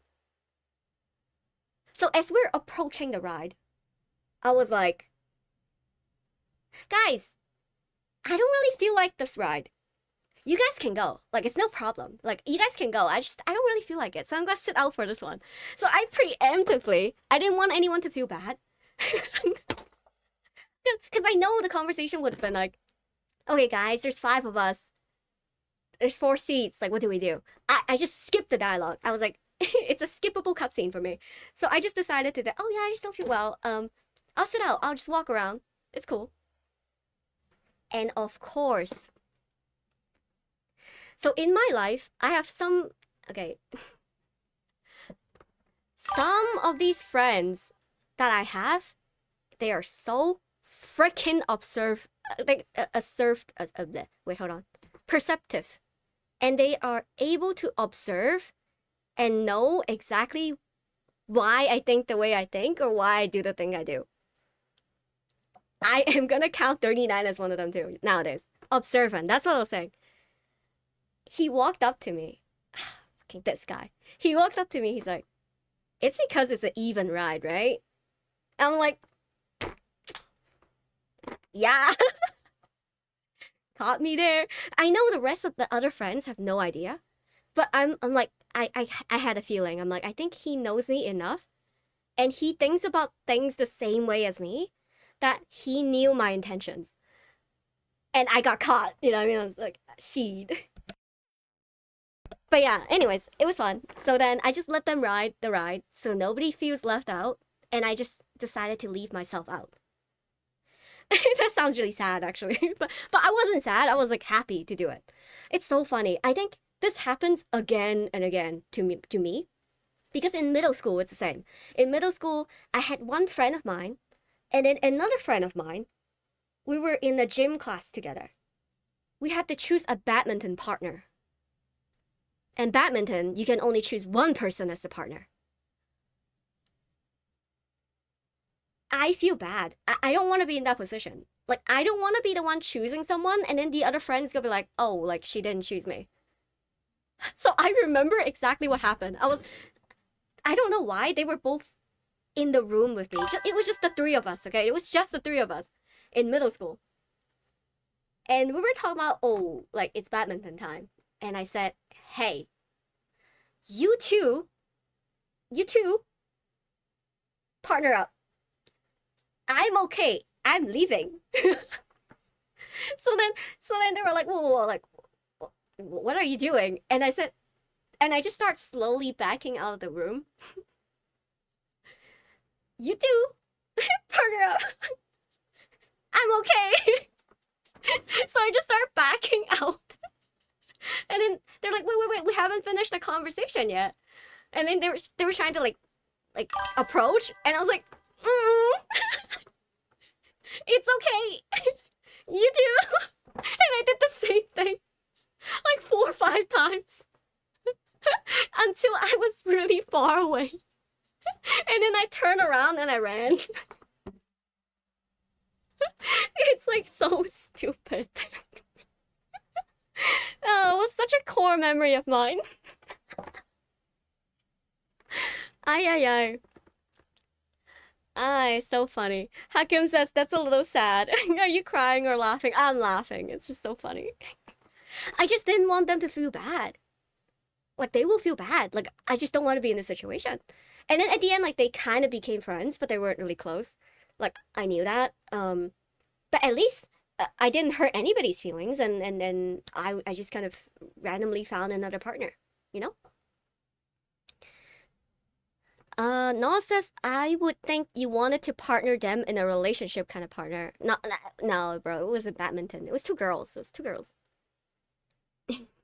Thanks for the follow, Jose. Jay says INTJ like Itachi Uchida. INTJ. Ooh, I didn't know that. Oh, I guess it makes sense for him to be INTJ. That makes sense. I'm not saying that, Nos. I'm not saying that. But they're both clearly straight because we talk about like romance and stuff, and they have like people they like. So yeah, I'm very I'm very introverted. I'll tell you right now. Um, and yeah, I just didn't. I remember in high school I was this person because I tried to avoid people as much as I could. I remember I just get so stressed out by people. You know, people always ask like, okay, why do you not feel stressed or why do you not feel like scared about like the intruder or all these bad things happening? I'm like, people are more, like social interaction is more scary to me than like a random dude in my living room, bro. I would rather take the random dude than like some of the social interaction I was in. Generally, I'm like, I don't want to be in these social interactions. That's how introverted I am at some point. It's like, it's crazy day. Okay, yeah, maybe that's a little bit too far. But the other day there was a fire, right? Like in the other apartment, like or house, and I was just not scared. I'm like, this is not scary. But having to choose a friend for badminton and having to choose a friend to go on a ride with, that shit was so stressful. You take medicine for that? Nah, I don't take anything. For me, usually it's okay, but I think just certain interaction, I have peak like fear. I don't know why. I haven't figured it out yet. Like on why? Hello, Tonka. Hello, Tonka the Chunka. Hi, hi. Hi, hi, hi. I would rather I would rather have a fire in my backyard than tanking a social interaction. Literally. Literally, I would rather tank a fire. Because a fire, okay, guys, fire is solvable. Fire, a water. Water, fire doesn't like water. You know what I mean? Water. Fire gone. You know what I mean? But social interaction. Hurt feelings. Hurt feelings bad. Hurt feelings don't go away. And then it's my bad. You know what I mean? And I just don't wanna hurt anybody. What kind of fire? If it's electric fire, you can't do water. I don't know what fire was, man, guys. I don't. You know what? Fire. Call firemen. Firemen solve issues. Problem resolved. 39 says, introvert recharge alone.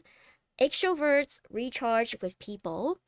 But introvert can still enjoy interactions with people. Yeah, I think people use the word introvert like very loosely. If you like it's nowadays is like if you enjoy spending time with people, you're an extrovert.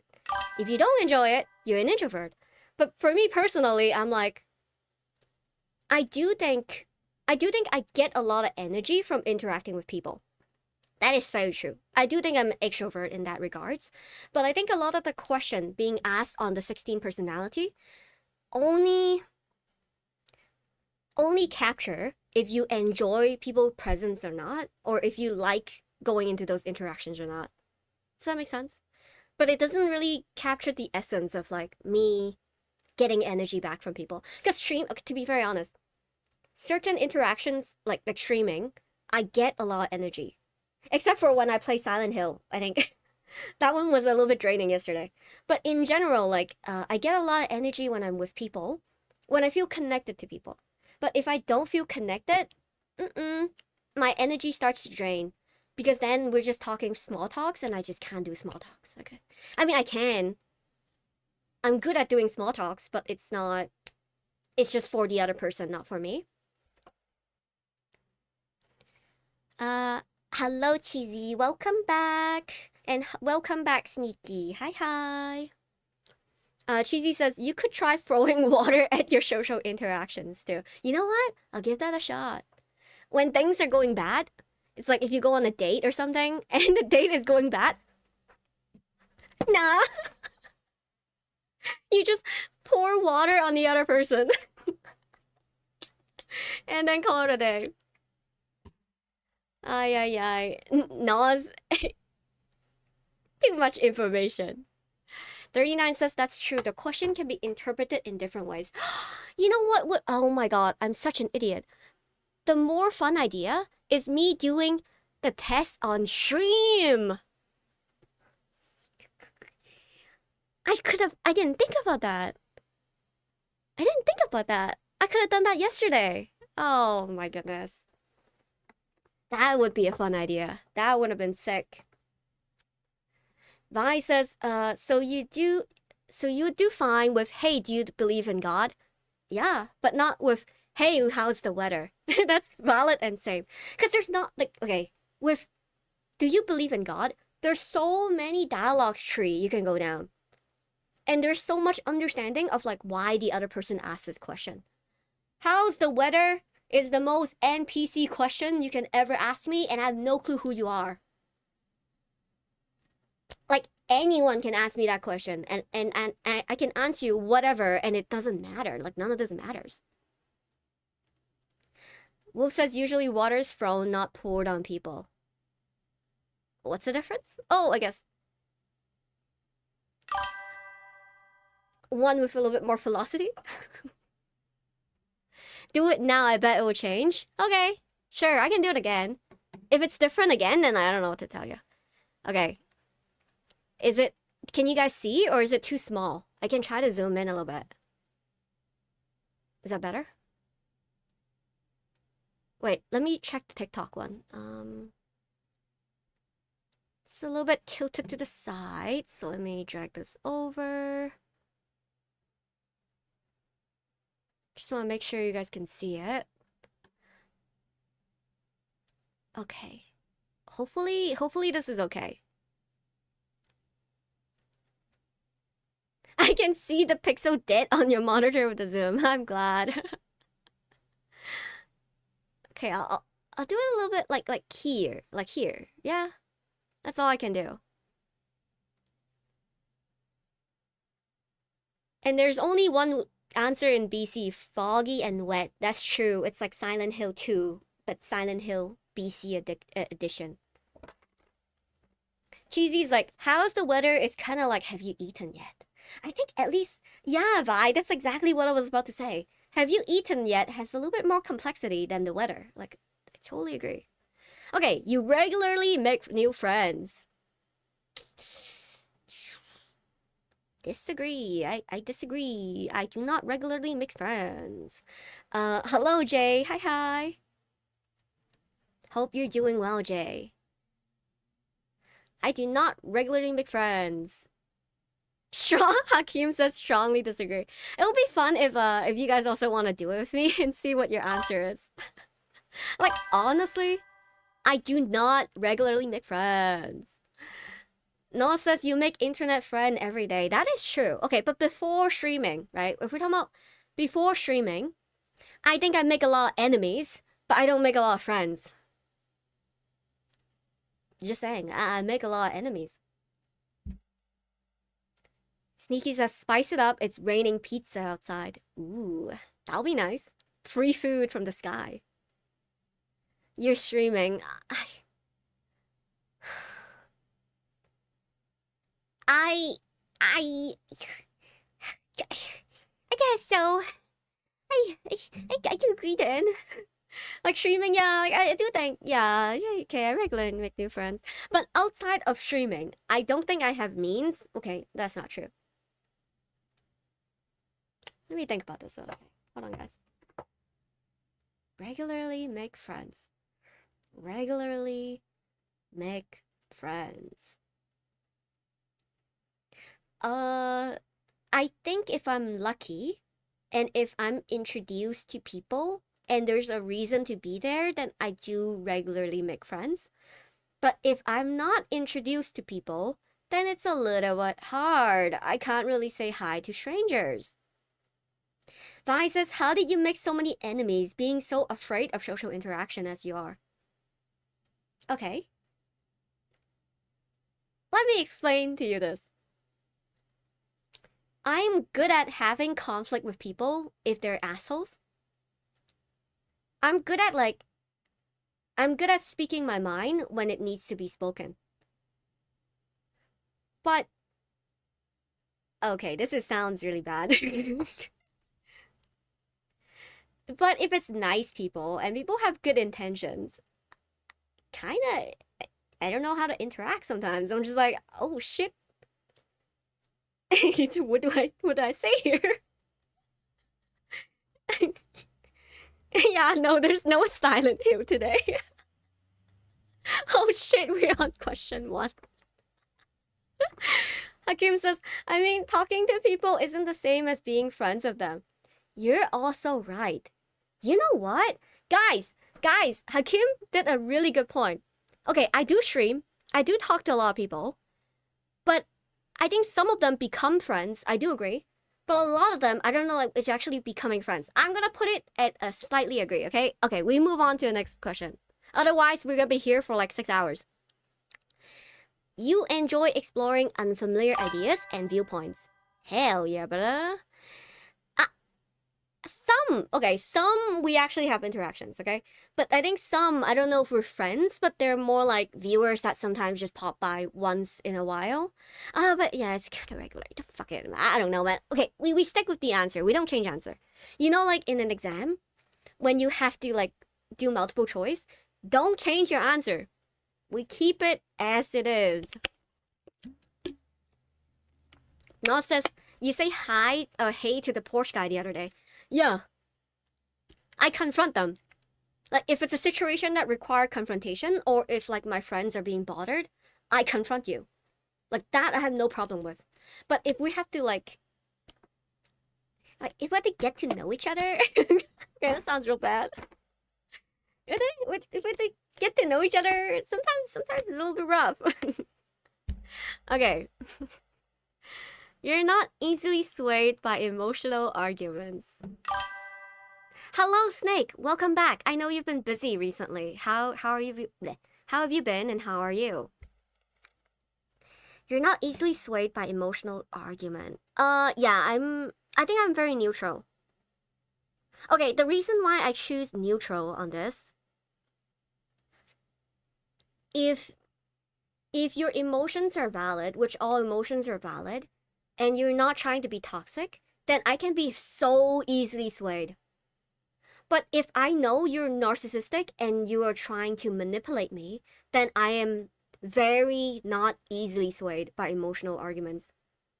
Like, I can tell if you're manipulating me or not. Very, very clearly. So that's why I'm putting neutral in this. Snake says, I've been sick the past couple of days. Oh no. That's hard. I hope you feel better soon. Okay, I need to drink. My voice is fading away.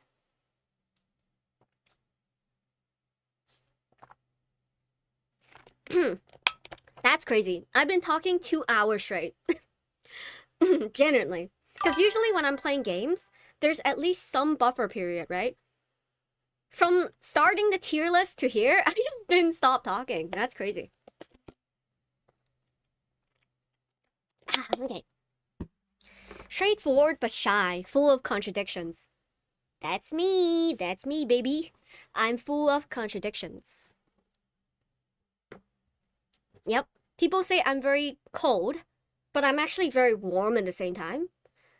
People say I'm very confident, which I think I am very confident, but I'm also very anxious at the same time at times. It depends on which mode I go into. So like when I'm streaming, right? Like there's times where I'm actually a little bit anxious and I don't show it, but there's times that I'm like right now, I'm just very confident and I'm just being myself. Like I do not give a fuck. So I have a lot of contradictions like that. Noah says, nah, bro, you're driving by rage bites.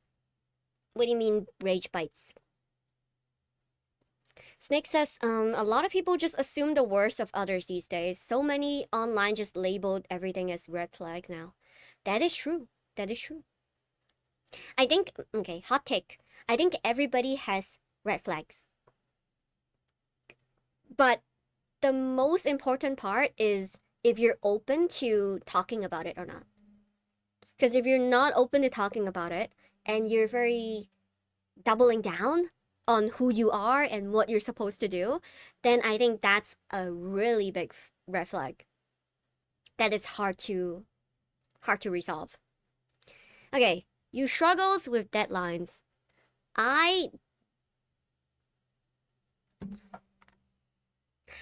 Does being late count? Okay, so in university, I'm great with deadlines. Like I literally would hand in something at 11:59 p.m. because that's the deadline, right? Like 11:59. So I'm great with deadlines. Like if it's work related, I remember for work, I'm always very like I hand in something a few days in advance. I do things a few days in advance. Being late counts? Fuck. Fuck. Then I guess kind of. But like for other things, I'm super like okay, being late is like the only thing I'm bad at.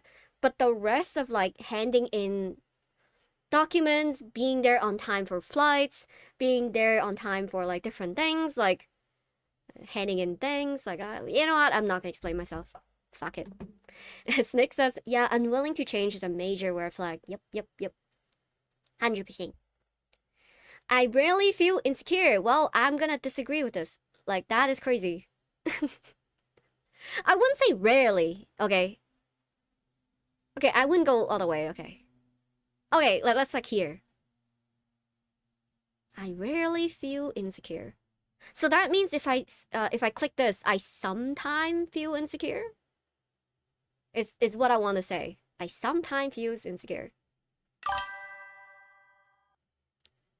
Wolf says, it sounds like you're good at deadlines when there are consequences. Yes, I'm good with deadlines when there are consequences. E. If there's no consequences, then I'm a little bit better. Like, if there's no consequences, then I let myself relax a little bit more. E. You avoid making phone calls. I legit am trying to book. I'm trying to book a time for a mechanic. And I've been emailing them back and forth. So then I can book an appointment. But I know, to be very honest with you, I know for a fact if I call in, I could have booked an appointment yesterday. But because we were conversing on email, it's been 2-3 days and we still haven't booked an appointment because I'm avoiding the phone call. I should just call. I don't know what's happening. I'm probably gonna call tomorrow. Yeah, just call them. Yeah. I don't know what's happening. Usually I just call, but recently I just been a little bit like I don't wanna call. Jay says, speaking of late, in elementary school, check-in is 7 a.m. I come 9:30 a.m. Sheesh. That's kind of late. Procrastination. Yeah, I'm procrastinating. Wolf says you get used to using the phone. Yeah, I do too. Like, I mean, calling is not a problem, to be honest. I just had a call with like 2-3 people today, like real estate agent and it's just I had calls today. I don't know. I don't know. But yes, I try to avoid phone calls. Yeah. You enjoy debating ethical dilemmas. I think all of you know what I want to choose. Here we go. You prioritize being sensitive over being completely honest.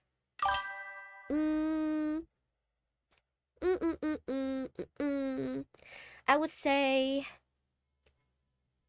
I think I'm slightly disagree. I slightly disagree. I think there are things that it is important to be 100% honest, even if it's going to hurt the person's feelings. Right? So let's say like somebody asked me out, right? Like, oh, I like you or whatever. I'll have to be honest, right? Like I gotta be honest. I think being sensitive makes it worse for the other person. Because then you're really just like dragging this on and leading them on.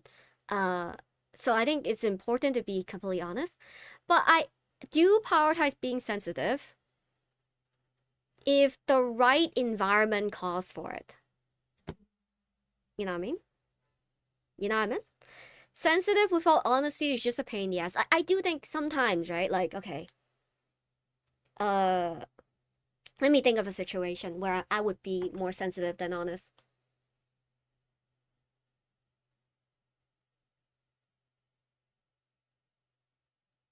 Yeah, okay, if somebody asked me this, right? Do you think, do you think this person is gonna say yes to me asking them out? Maybe in my mind, I'm like, ooh, I think the possibility is kind of low. I'm not gonna say that. I'm just gonna say I don't know. But I think I'm not a crystal ball reader, right? Like even though I'm really good at reading people, and usually what I say is correct, but if you don't give it a shot, like you would never know. So I will always say I don't know. But if you want to give it a shot, you should. But if you feel like you don't want to risk it, you shouldn't. So then I think me being sensitive in that manner, it's better than being completely honest because I don't hold all truth. And I don't want to sway the other person for being like for my opinion on something. That is none of my business. So that's my opinion on this. Hakim says when someone asks you how they look, yeah, exactly. Like if someone asks like, well, sometimes I would still tell them the truth. So if they say like, do you like this dress? If they ask me this, I'll be like, okay, I don't really like the dress. I don't like it, but if you like it, it's cool. But if the person say like, do I look good in this dress? I would actually not, I wouldn't say, I wouldn't be completely honest, if that makes sense. I would just be like, actually, I would still be kind of honest, to be honest. I would say, I think you look good, but I don't think the dress looked good on you. I think that's how I would phrase it. So I would still be sensitive over like being completely honest. Like I would still like phrase it in a way that like it's more considerate towards the other person. That's meeting. Jay says, I think you have anxiety of interacting with people from a parent relationship issue I'm not aware of. I mean, I think so. I mean, Jay, earlier I was just talking about my relationship with mom, right? Like my mom. I think I was telling you a lot of my friendship with girls is troubled because of my relationship with my mom, and I know that. uh, which I'm still trying to work on and whatnot. So yeah, I think I have anxiety with people because of my upbringing, most likely, yeah. That says, gotta go. Have a nice stream. Bye, everyone. Bye bye. See you another time. Thanks for joining, Dad. I missed the part with mom. Yeah, a deep lore. It was a deep lore. I said like three or four stories, and something that happened yesterday. Yeah, something happened yesterday. But I couldn't talk about it in detail though. Are you winning, son? I am kind of winning, better, kind of winning. What else did I say? Uh, if someone asks you how an item of clothing looks on them, are you honest or sensitive? Yeah, that's exactly how I'm gonna reply. True, I'm a woman and you owe me 2 brown sugar. Surely. No, Butter, I didn't even play. I just can't believe it's been 2 hours. That's crazy. Okay, let's go through this quickly. Your living and workspace are clean and organized. Okay, it's organized in the way that I like it. You know what I mean? It's organized. Okay, it's organized in a way that I like it. So it's like organized chaos. If you know what I'm saying. You know what I'm saying. I, the answer should be if someone else would find it organized. Ooh, then it's not organized, maybe. Okay, bye 39. I'm sure you'll be doing this when I'm back. We'll see, we'll see. No says you let your food in the desk and the cat eat it. What do you want me to do? I'm still eating it. I know exactly where each individual trash is at. Okay, I'm gonna disagree then. Let's just do disagree. Okay, just do disagree. You often feel overwhelmed. Slightly agree. I think I'm often feeling overwhelmed, but I also manage my overwhelmed really well. So I feel it, but I manage it well. You know what I mean?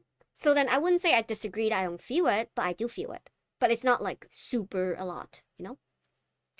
You enjoy participating in team-based activity. Okay, let's not go disagree. Okay, here. Like here. I like how my instinct was very disagree. I would say it's like slightly disagree. I enjoy some of the team-based activity, but I don't enjoy the setup. Like the starting, like where you have to plan the whole thing and then you gotta get to know people and it might be a little bit awkward and then you gotta structure it. Like, it's a little bit hard. You go to badminton and you don't play doubles. I play doubles. We play doubles, bye. We never really play singles. Okay, I enjoy the badminton aspect, but not the team-based aspect of it. If you know what I mean. Oh man, the reason why I don't think I enjoy team-based activity as much, it's kind of like League of Legends.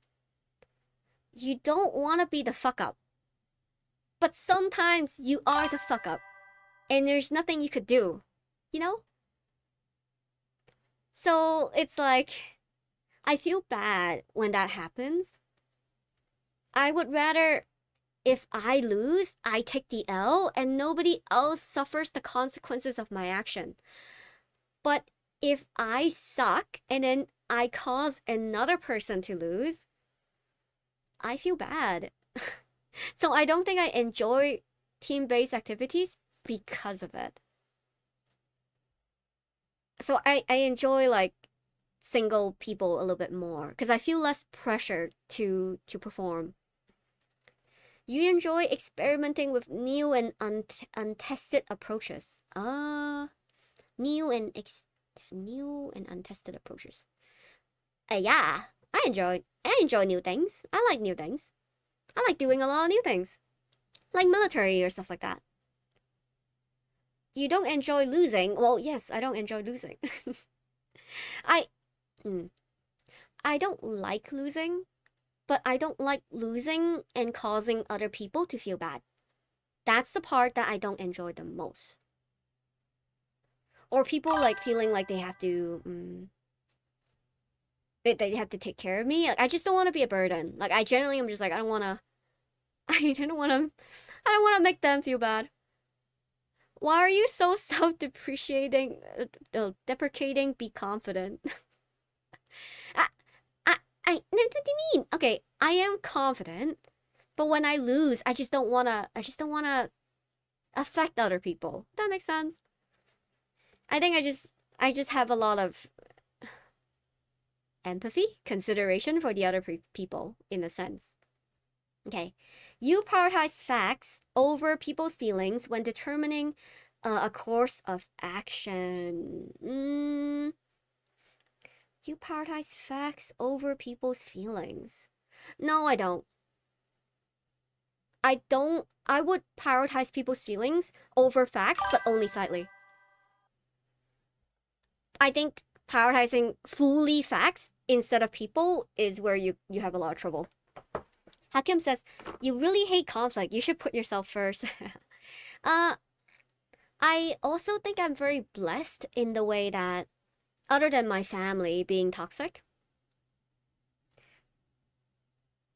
people are actually, or at least recently, actually, no, for my whole life, like my friends and whatnot, like people I interact with, I think a lot of people try to take care of me the best they could. And I think that also makes me feel bad because I know they're taking care of me. And I'm like, oh, you don't have to. Like, you know what I mean? Like, it's okay. But I do think that level of, I wouldn't say rejecting, but like kind of, oh, you don't have to, kind of makes the other person feel bad as well. I know it makes the other person feel bad. So now I'm more accepting of it because I know the other person's gonna feel bad if I say no.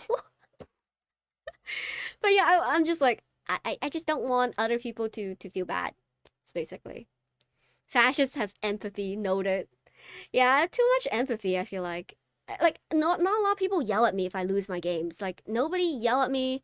Nobody thinks, like, wow, she's so annoying, like, she's losing so many games. I don't think so, at least. But I know that they, like, they're not playing to their fullest, or they feel like they want to cheer me up. Like, I feel bad. Like, I just feel bad. I just feel bad that they feel bad that I feel bad. Jeez. Taking care of stream is my job, so accepted. Thank you, Wolf. Thank you. Yeah, Oh, the other day there was something that happened in my badminton where I feel bad because I know the other person feel bad, and then once I feel their emotion, I start feeling really bad, and they know I'm feeling bad. So for me, interactions kind of go off the rails sometimes because we're in like an empathy loop, and then I just get stun locked because I feel so much and I can like perceive so much, and then the whole thing just kind of like gets so overwhelming because I'm like that our emotions are like bouncing back and forth. Yeah, exactly, Wolf. You know what I mean? So I try my best to be as stoic as I could. Like when I feel something, I just kind of like shut it down because I don't want the other person to feel bad. But when a person is very observant, I can't hide that shit. And then I'm like, oh God, like he knows, she knows, like, and then I just kind of fries in my brain. Okay, you often allow the day to unfold without any schedule at all. You allow the day to unfold without any schedule at all. Yeah, that's true. I try my best to have my days as empty as possible. I don't really like having any schedule. Like people love having like 1 to 5 o'clock I do this. 5 to 6 I do this. 7 to 8 I do this. I am not that kind of person. I only have one thing, and then I have a list of things I need to do. And whenever throughout the day I feel like doing it, I do it. That's it. And then I just try to fit it into my schedule in whatever way possible. So that's kind of my vibe. You really worry about whether you. You rarely worry about whether you make a good impression on people you meet. What a funny joke. What a joke. I always worry. I generally think this is probably one of the things I worry the most in life, bro. Are you serious? Who? Okay, guys, would you actually say you agree to this? I need to talk to you if you actually say agree to this. That you rarely worry that you make a good impression. Okay, we're not talking about random strangers, okay? We're talking about like people you care about. Do you actually not care if you make a good impression? If you don't, I applaud you, bro. Like, what the fuck? You're some sort of enlightened individual, like I don't know. Okay, I wouldn't go all the way to here, but I think it's like here. You know what I mean? I disagree. Like, I do worry. I do worry if I am doing my best. Yeah, exactly. So for strangers, I don't really care. So for strangers, I'm gonna say agree. But for people I care about, it's right here, bro. That question doesn't say it's people you're close to. If it's people I care about, they already know me. But isn't there people you care about that you don't really know yet? Or they don't really know you yet? Doesn't that option exist, guys? Or like when you first get to know somebody, right? Let's say you're going on a date and you guys been like talking for a little bit. So you care about this person, but they don't really know you yet. So the first impression on a date or first impression on like a friendship hangout, I kinda care personally, okay? If you're enlightened folks, good for you. You feel comfortable just walking up to someone you find interesting and striking a conversation. Fuck no, bro. Hell no. Butter says no, most strangers I'll only see once in a life. Yeah, but you know what, whatever, man. Vi says that exists, but I think it's better to be authentically me to get the best experience. That is true. That is true. The guy who pretend to date, you surely don't care. Pretend to date? What do you mean, Nas? What do you mean? Can you rephrase that? You're not too interested in discussion about various interpretation of creative work. I am super interested in interpreting creative work. Like I was talking about Spider-Man the other day and how to interpret it differently. You're not too interested. Yeah, I'm very interested, bro. Like I was gonna make some videos on like analyzing anime characters and stuff and creative works. People's story and emotions speak louder to you than numbers. Hell yeah. Hell yeah, brother. Hell yeah. Now says the guy who says that. Oh, I see. Yeah, like I those people I don't really care. But if it's people I kind of like, oh, I want to be friends, they're kind of cool, then I do care. I do care. Vi, oh, you watched it, Vi. Spider-Man was sad as hell, by the way. Great movies, though. True. I do think the first half was stronger. And then the second half was kind of Jean. Oh, you're right, Wolf. Sorry, friend. Sorry. I think, yeah, like, you know what? I just think the first half is better. Okay, yeah, that's what I'm gonna say. First half is better. Second half seems a little bit unrelated. That's what I'm gonna say. Hello, Steve. Yes, it's MBTI. I already did the test, but I didn't do it on stream. So we're just walking through the questions again. No spoilers, but set as hell. Okay. There's no way. Okay, I'm interested if people say, if a person actually think numbers and data speaks louder to you than emotions and story, I'll be so interested. Like, I would be so interested in how you work as a person. You actively seek new experiences and knowledge areas to explore. Hell yeah. I went to the military exactly for this reason. I love that. Steve says you're about to find out if you're crazy finally. We already know that, Steve. We already know the answer to that question.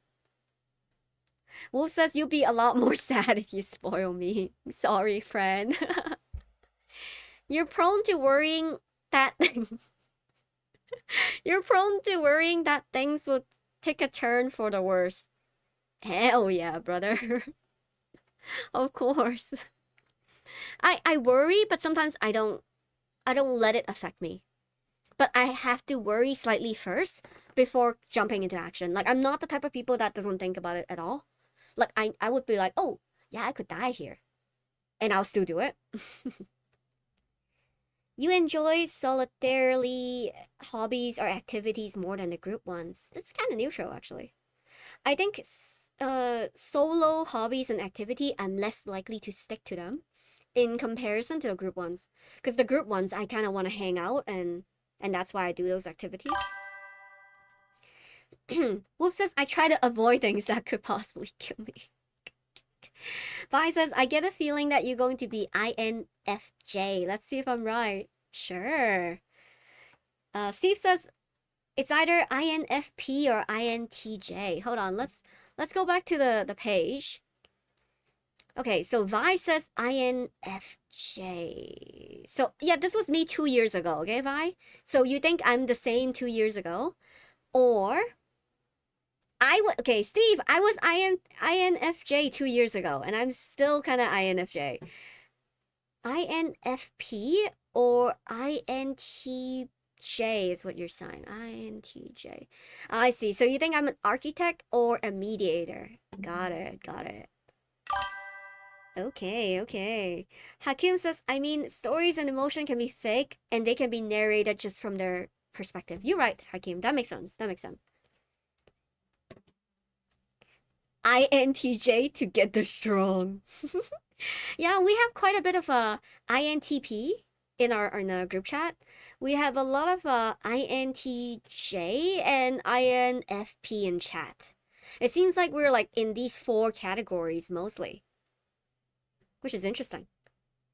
I wonder if there's like a type of people that watch stream or be streamers when they're more likely these four. But anyways, let's continue. You cannot imagine yourself writing fictional stories for a living. I kinda agree.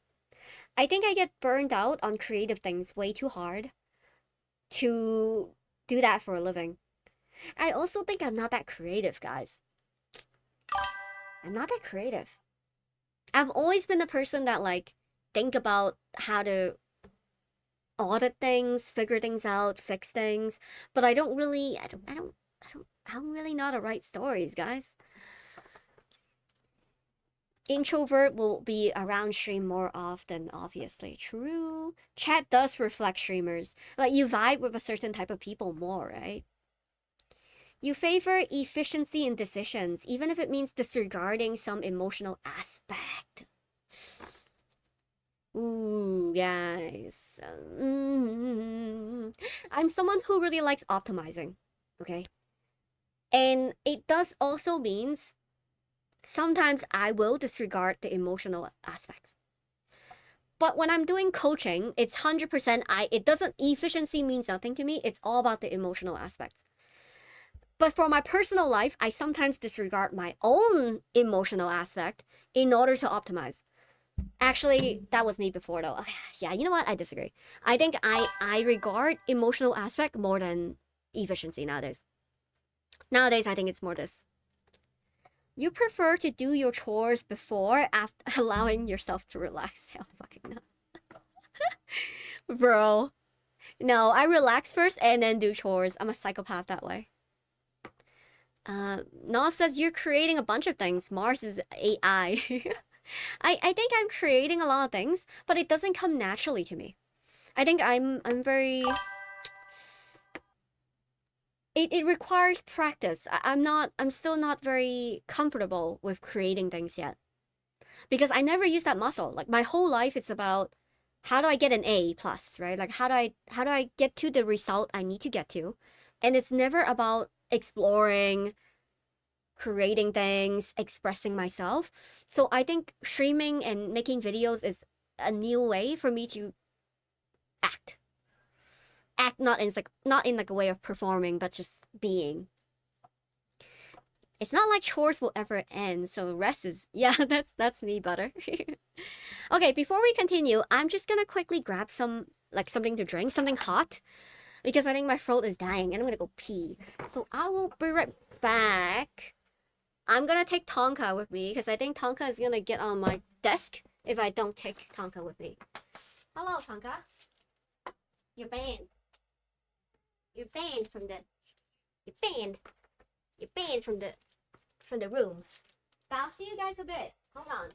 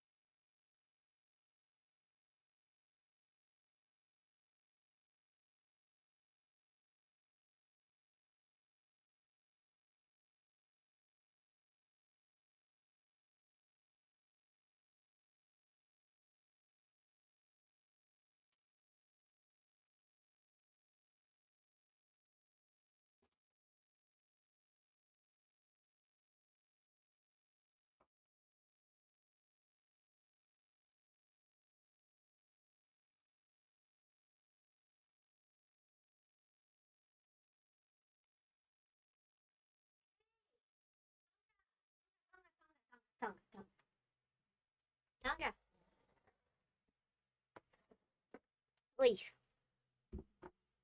Your test is gonna time out? There's a time? There's a time limit for this? I hope not. Oy. Cat, why did you get here? I kicked you out of the room. And then you gotta come back to try to steal my fried rice. Don't lick me. I'm not food. Here you go. I am back.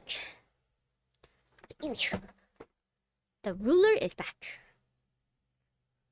Let me wear my headphones. Oh, you know what we could have done? Oh, no, we couldn't. I was like, oh, we can listen to some music. No, YouTube is gonna kill me and TikTok is gonna kill me too. Actually, no, TikTok is not gonna kill me. But YouTube will kill me for listening to some music. Because otherwise, we can just listen to some tunes. Actually, technically, we can just stop the YouTube VOD and then we can listen to some tunes together. Steve says, I forget how long it allows you to stay on though. I hope it doesn't kick me out. Karaoke stream when? When I don't talk for 3 hours straight. Well, 2.5 hours. I'm doing a little bit, exaggerating a little bit. Okay. In disagreement, you prioritize proving your point over preserving feelings of others. I disagree. Okay,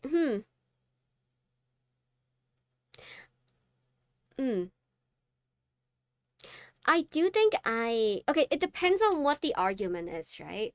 So I think if the other person is toxic, and if you try to preserve their feelings, then you will never be able to get your point across.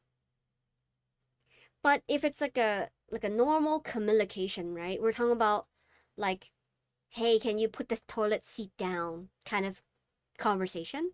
Then I think it's important to preserve the feeling of the other person in comparison to like proving your point. You can do copyright-free music or AI music.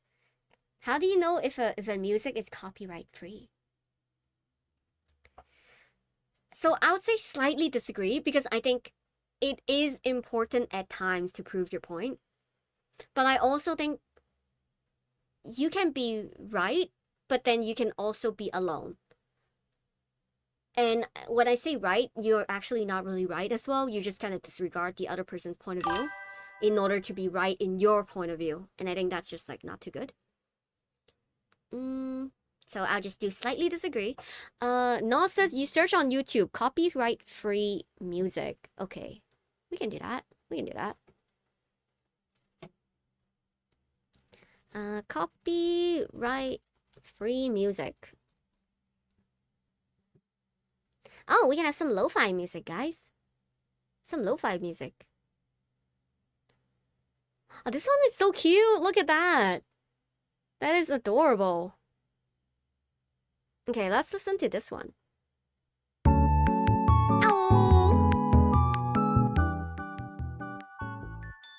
Oh, it's a vlog music though. I think let's listen to the lo-fi one. I think the lo-fi one is more chill. Hold on. I personally would prefer the Outer Wilds one.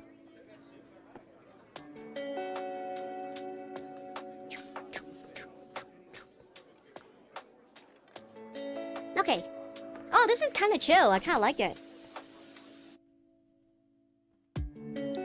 Okay, Butter says 1 hour of silence interrupted by the pigment screams. Have you watched it? I haven't watched it yet. I heard of it though. Okay, next. You usually wait for others to introduce themselves first at the social gathering. I do usually wait until... I'm a very passive... Oh, actually, that's not true. So there are situations where I know the other person is waiting for me to reach out. Then I'm very confident. I'm like, hi, like, welcome. You know, like, I hope... I'm very extroverted. If I see an introvert is in need of help. But if I am the introvert in the extrovert party, I become very passive. So I would say, yeah, usually I do. Like that. Usually I wait for the other person to introduce themselves. Cause my first thought, right, is like, what if they don't want to know me? And I'm like over there, hello, my name is, it's just, I don't know. So I usually wait until the other person reach out to me to be like, hey, nice, hello, I'm Mars. Wolf says, I'm an introvert, help. Introvert together strong. True, butter, true. Your mood can change very quickly. Hell yeah, bruh. Okay, literally this morning, right? I was feeling really sad when I woke up. And then 2 hours later, I was feeling very energized. And then after that, I felt kind of depressed again because I was a little bit stressed out of a lot of legal things that's happening. And then afterward, I feel very good again. Like during streaming, like I feel really good. So I don't know, my mood changes really quick. Nas says, who the fuck don't want to know the beautiful person you are? Like I wouldn't know. I don't know. Sometimes I'm a little bit stressed because I don't know if the person actually want to know me or not, right? I don't know. You usually feel more persuaded by what resonates emotionally with you than factual arguments. I think most people are more persuaded by emotional argument in general. I think that's how sales tactics, like sales and marketing work, right? Sales and marketing is based on emotion and not on like factual needs. So yes, I am more persuaded by emotionally. You often end up doing things at the last possible moment. Kind of. Again, I am good at finishing project on time. But I do it last minute. So, guess that's true. Hi, I'm new here. Hello, Mr. Wolfie. We have another wolf here. Nice. Welcome. We're just doing an MBTI test. I don't know if you know your MBTI. We're just kind of going through this together. Procrastination together strong. True. Yeah, you know what? Yeah, I'll move it a little. Dad? Wolf, is that your dad? The pack is growing. True. You prioritize and plan tasks effectively, often completing them well before deadline. That is true. That is so true. I think the reason why I do things at the last possible moment, I don't know if anyone relates. If you could do it the last possible moment, and you have plans on how to execute it, why not doing it the last possible moment? That's the plan. You usually prefer to be around others rather than on your own. Depending on when you ask me. Nos says, ow. I think I'm very neutral. I think there's times I really prefer to be around other people. But most of the time, I prefer to be on my own. So like the desire to be around people is like huge and sometimes intense. But most of the time, like basic level, I'm like, I would rather just be on my own. Because then I can like plan out what I want to do. I don't have to think about the other person. I plan my life. I do what I really want right now in this moment. And I don't have to consider for anything else, you know? So I'll say neutral. I'll say neutral. You become bored or lose interest when a discussion gets highly theoretical. I love discussing theoretical things. All theoretical, philosophical, psychological topics, I am so interested. I'm so down. I'm so excited if you talk about things like that. Hakim says, sometimes I feel like I'm better than them. A project that takes them 15 days, I can do it in 2 days. That's me too. That's why I do it last minute. Because why am I trying to do it early? Okay, sometimes I do it early and finish it in 2 days. So then I can do another project and finish it in 2 days. And then I have like a bunch of time to myself, right? But I get what you're saying, Hakim. Like, I do it really quick.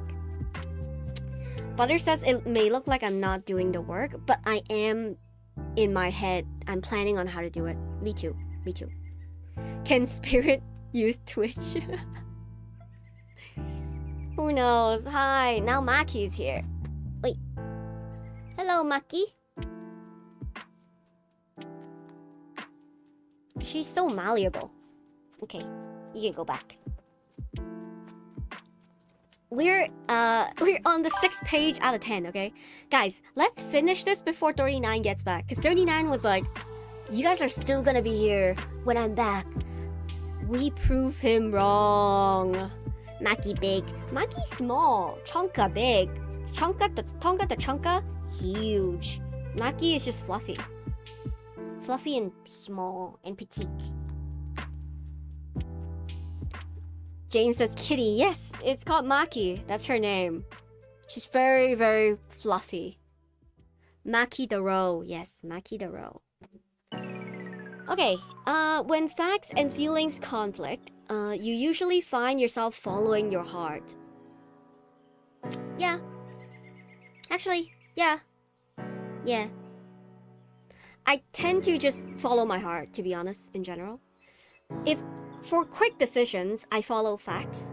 For big decisions, I follow my heart. Because I think for big decisions, you will never gather enough facts to predict the future. So the only thing you can rely on is your intuition. That's it. There's times that you would just never have enough facts. James says, sadly, I'm at work, so I can't join on Twitch today. No worries. You just pop up on TikTok while on break. Nice. Welcome back, James. We finished Outer Wilds. We were starting Silent Hill, and that's about it. Oh, I did. Earlier, like two hours ago, I was ranking all the Outer Wilds planets and all the Expedition 33 character.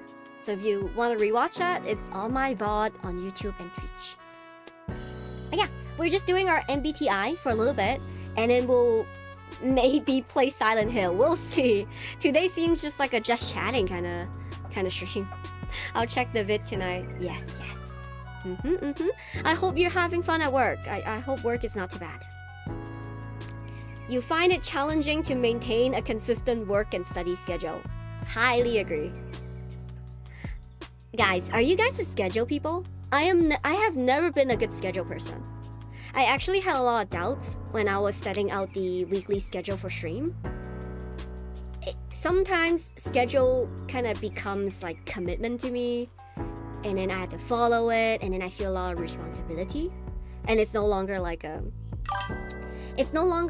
free fun thingy, you know? So I personally like to just go with the vibes, but I also know how important it is to have a schedule. So I do find it kind of challenging. I'm just not that type of person. I'm not built this way, you know? James says it's shit because it's work, but trivia tonight, ooh, makes it doable. Fun, trivia tonight. I never played trivia either, but it sounds fun. And Noel says, I noticed that. Yeah, like, I think consistent schedule kind of hard.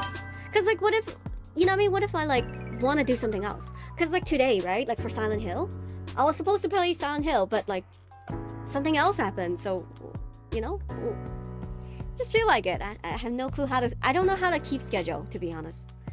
Wolf says, I hope you know that you're always free to tell us you need to change things on the fly. Yeah, that is true. Yes. I think I'm allowing myself a little bit more freedom to like cancel, to change a little bit more. Because I think that is what works better for me. And if I have more energy, then my streams are going to be better too. So, you know, it works better for everybody. Maybe not name what you do on the schedule, but do schedule normally. For me, it's not really... writing what I'm gonna do in the schedule, it's okay. Sometimes at 4 o'clock, I just don't feel like it. But it is funny, because like, even if I don't feel like it, once I do it enough, I'm like, ooh, at 6 o'clock, I feel like it. At 5, I feel like it. So my mind also kind of shifts. James says, schedule are boring. Life should be random and full of whimsy. I agree. Yep. Trivia is amazing. Cheap wings, good beer, and feeling dumb for not knowing things. Sounds like a good time. Sounds like a good time. No says, you're weird, I like you. Yeah, I'm just not good at schedules. I think my feelings...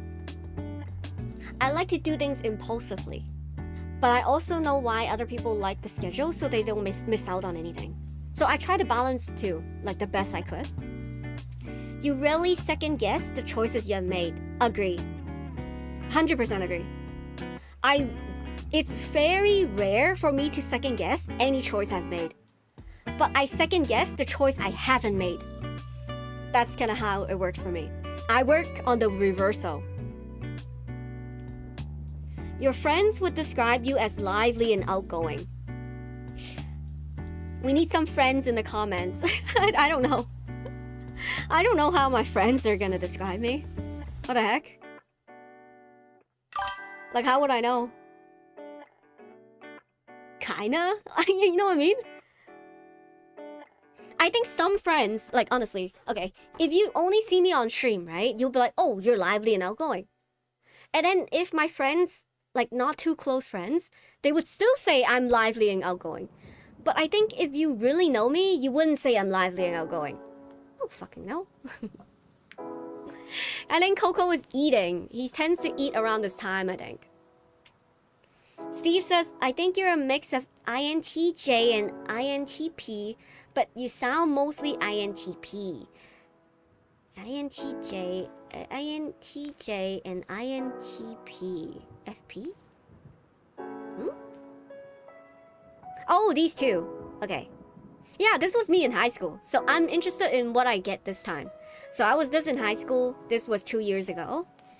And I'm not gonna tell you what was my result a few days ago. I'm just interested if it's gonna be the same one. From 39, you're very introverted. He also said I'm a social butterfly. So I don't know. I don't know. I'll just say yes. They see me as lively and outgoing. But I truly isn't, to be honest. That was sarcasm. Bet. Okay, bye James. See you another time. I hope you have a good time. Hopefully you win some trivia. You're drawn to various forms of creative expression, such as writing. I used to really like doing writing poems. I don't know if I'm drawn to creating, but I'm drawn to consuming a lot of creative expressions. It's talking about creating, right guys? You do painting. This is what I only did for like 2 months, bro. I don't do it consistently. I think I'm kind of.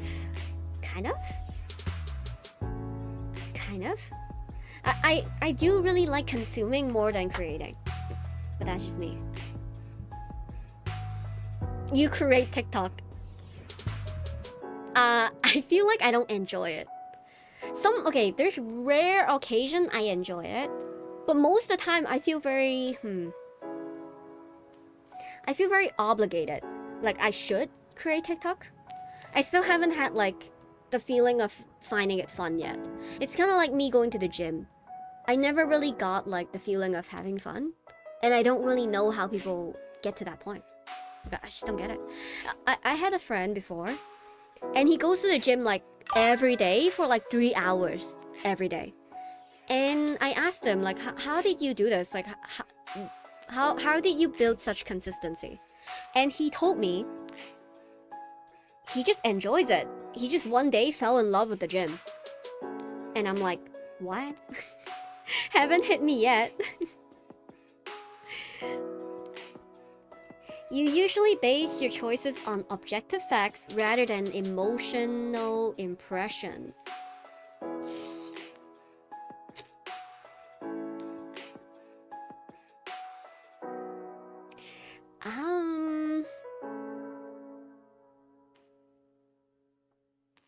I think what's interesting is that when it comes to people,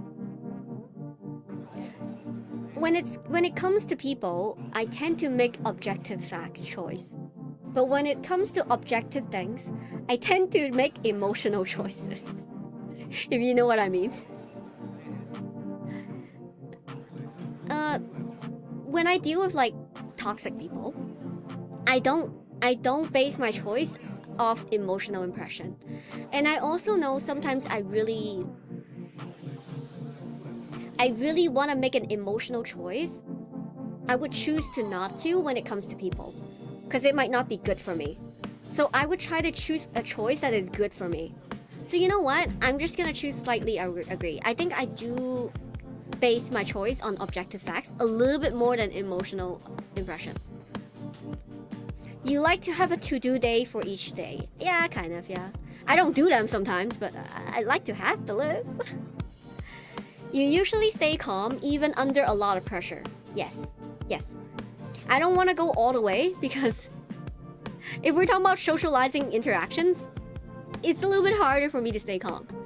But if it's like a situation where it's critical, like work, I am very calm. Like a lot of bad things can happen and I can stay like even keeled. You find the idea of networking and promoting yourself to strangers very daunting. Yes.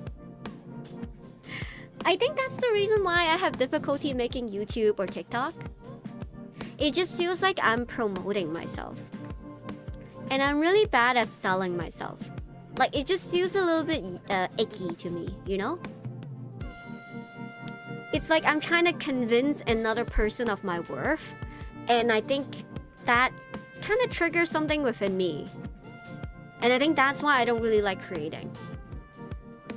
But if I'm able to resolve that, I think I'm okay with networking and promoting myself. If I'm a little bit more like, what is it called? I wouldn't say selfish.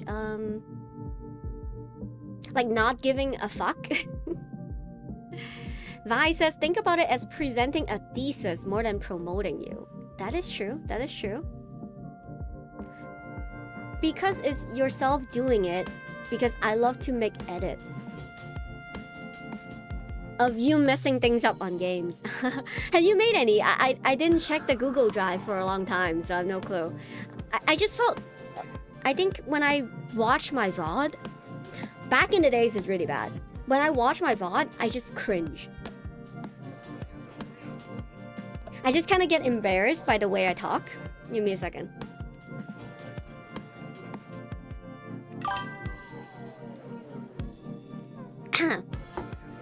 Yeah, when I rewatch myself, I kind of cringe. I'm like, no, why did I say it this way? Why do I sound like this?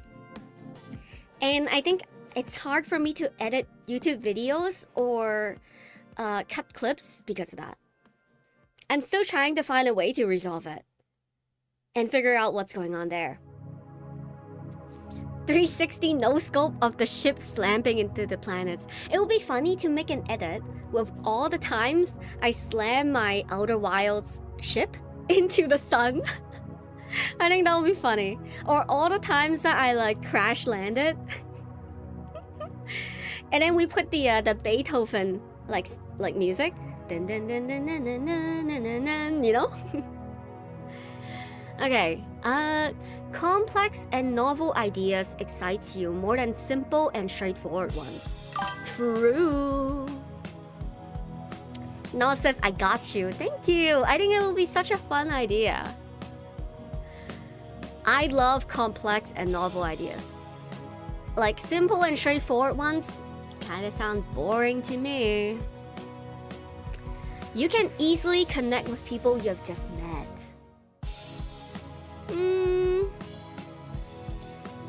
If you're talking about my job, like as a mental health coach, then yes. But if we're in the wilds, right? Out in the wilds, it's a little bit hard. So I'll say kinda, but not really. Like a neutral. Super villain Mars. Why super villain Mars? If your plans are interrupted, your top priority is get back on track as soon as possible. Nah, not really.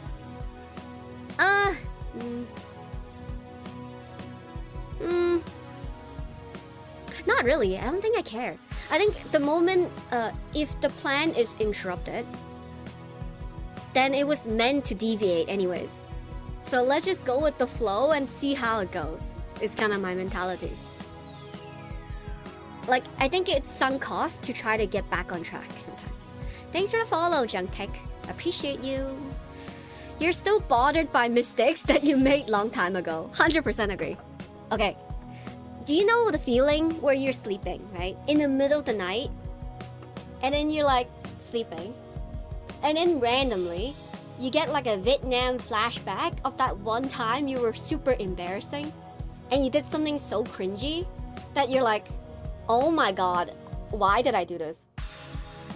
And you still cringe about it. Exactly, Hakim. Exactly. I can't believe I said that in 6th grade. And you know what's worse? Is you're not in your bed, right? But you're like in a socializing interaction. You're like talking to somebody, right? But suddenly like the intrusive thoughts in the middle of a conversation with another person.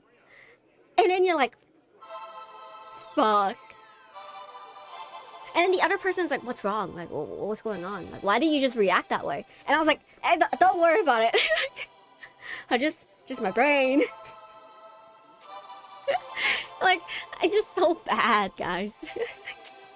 If anybody says disagree, we need to study you. Like, we need to open up your brain and we need to study you as a human being. So you can contribute to science. Like, how did your brain turns out to never be bothered by mistakes? Like crazy. You're not too interested in discussing theories on what the world could look like in the future. Hell nah, bro. I am super interested in discussing theory of what the world would look like. Why would we not talk about that? That sounds so interesting. Like, hello? Let me think about if I have a story to tell. Hold on. Do I have a story of mistakes? No, not really. It's funny because if I now try to think about it, right? Maybe the memory has been suppressed. But I don't remember the last mistake I've made. Yeah, I don't remember. Huh. Vi says I get flashback of things that could have been and things that could be, and that's somehow even worse. Oh, regrets, huh? Regrets is pretty bad. Noel says, I would love the people told me, what would you choose, travel to the past or $1 million? And I would travel to the past to change my mistakes. Okay, if anyone asks me, would you want to travel to the past or $1 million? You can travel to the past and get $1 million. You can travel to the past and get $1 billion by investing in Bitcoin and Nvidia. Like, you just buy the Bitcoin, sell it, and then invest that money into Nvidia before it blows up. You will legit be a trillionaire. Like, no joke. You'll be like multi-billionaire. Wolf says, I get flashback of times I almost cut off my finger with a pocket knife. Ah! That sounds painful, Wolf. It sounds painful. Eek. Your emotions control you more than you control them. That I actually disagree. I think my composure is pretty high. I'm very similar to Kim Kitsuragi from Disco Elysium. I'm very like... If I feel an emotion, you wouldn't know. Except if you're very observant, then you're like, then I can't escape you.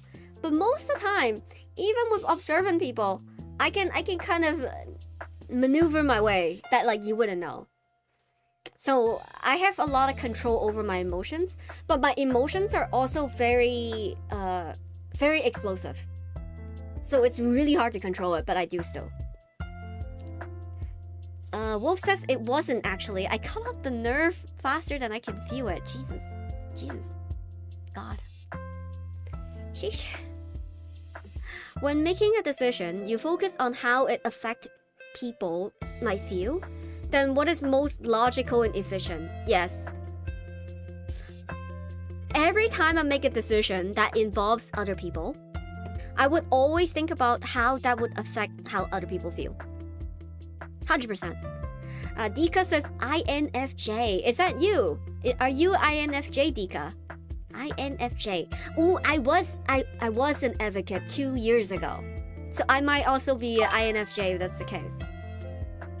Hakeem says, sadly, the only emotion I can control is anger. Ooh. So then you show your sadness and your anxiousness and your happiness a lot more then? And interesting that you can control anger. Okay. When people tell me they don't feel angry or they can control anger, my mind kind of go into a different place. Oh, the only emotion that can control me is anger. Oh, I see. Okay, then it's the opposite then. So I was talking about if someone can control their anger very well or don't feel their anger, then my mind kind of goes into, I wonder what was their relationship with other people who has a lot of anger. Because those who tend to like not feel anger or control their anger tends to have really bad relationship with people with anger. So they decided to do the opposite.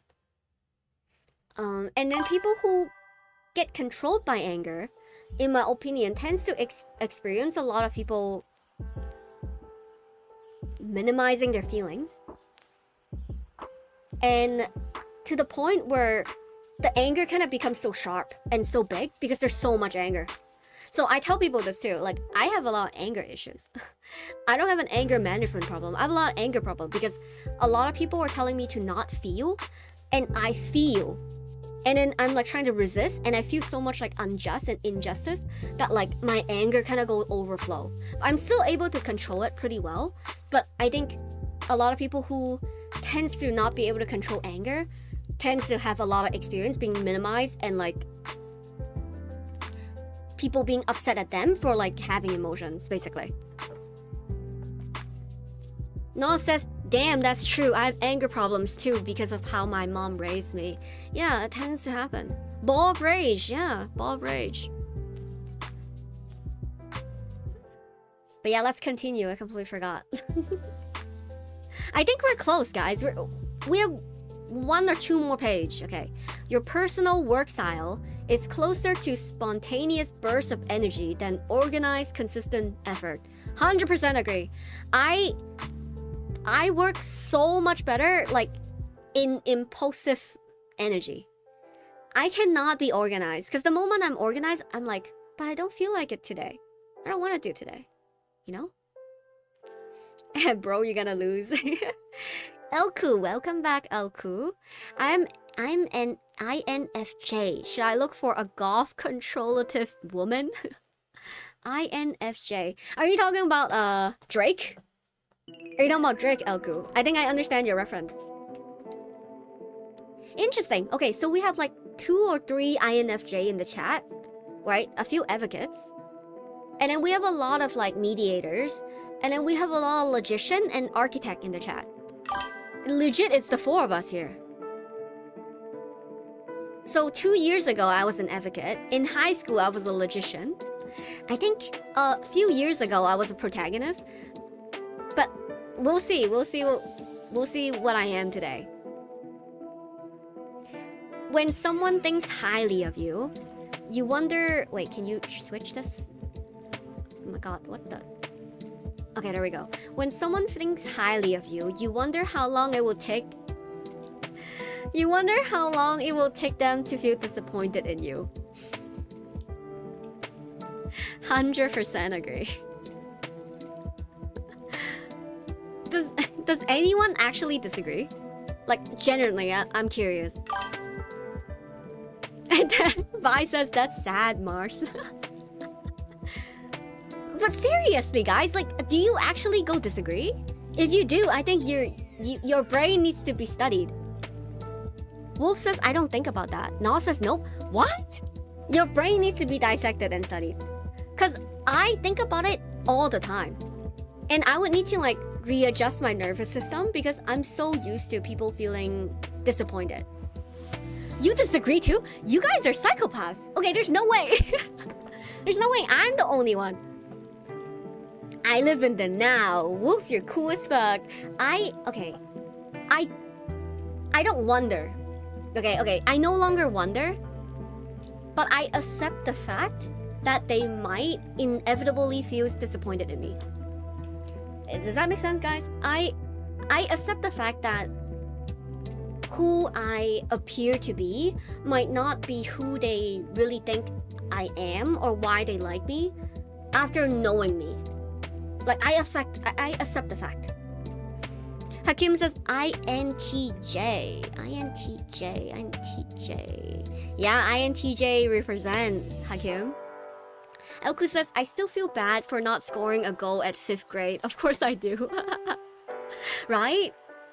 It's like, the more you... I think this is probably the problem with like being Asian at times too. You could be so good at something, but you will never be able to always maintain the expectation. You know what I mean? Like, in order to get better, you need to get worse.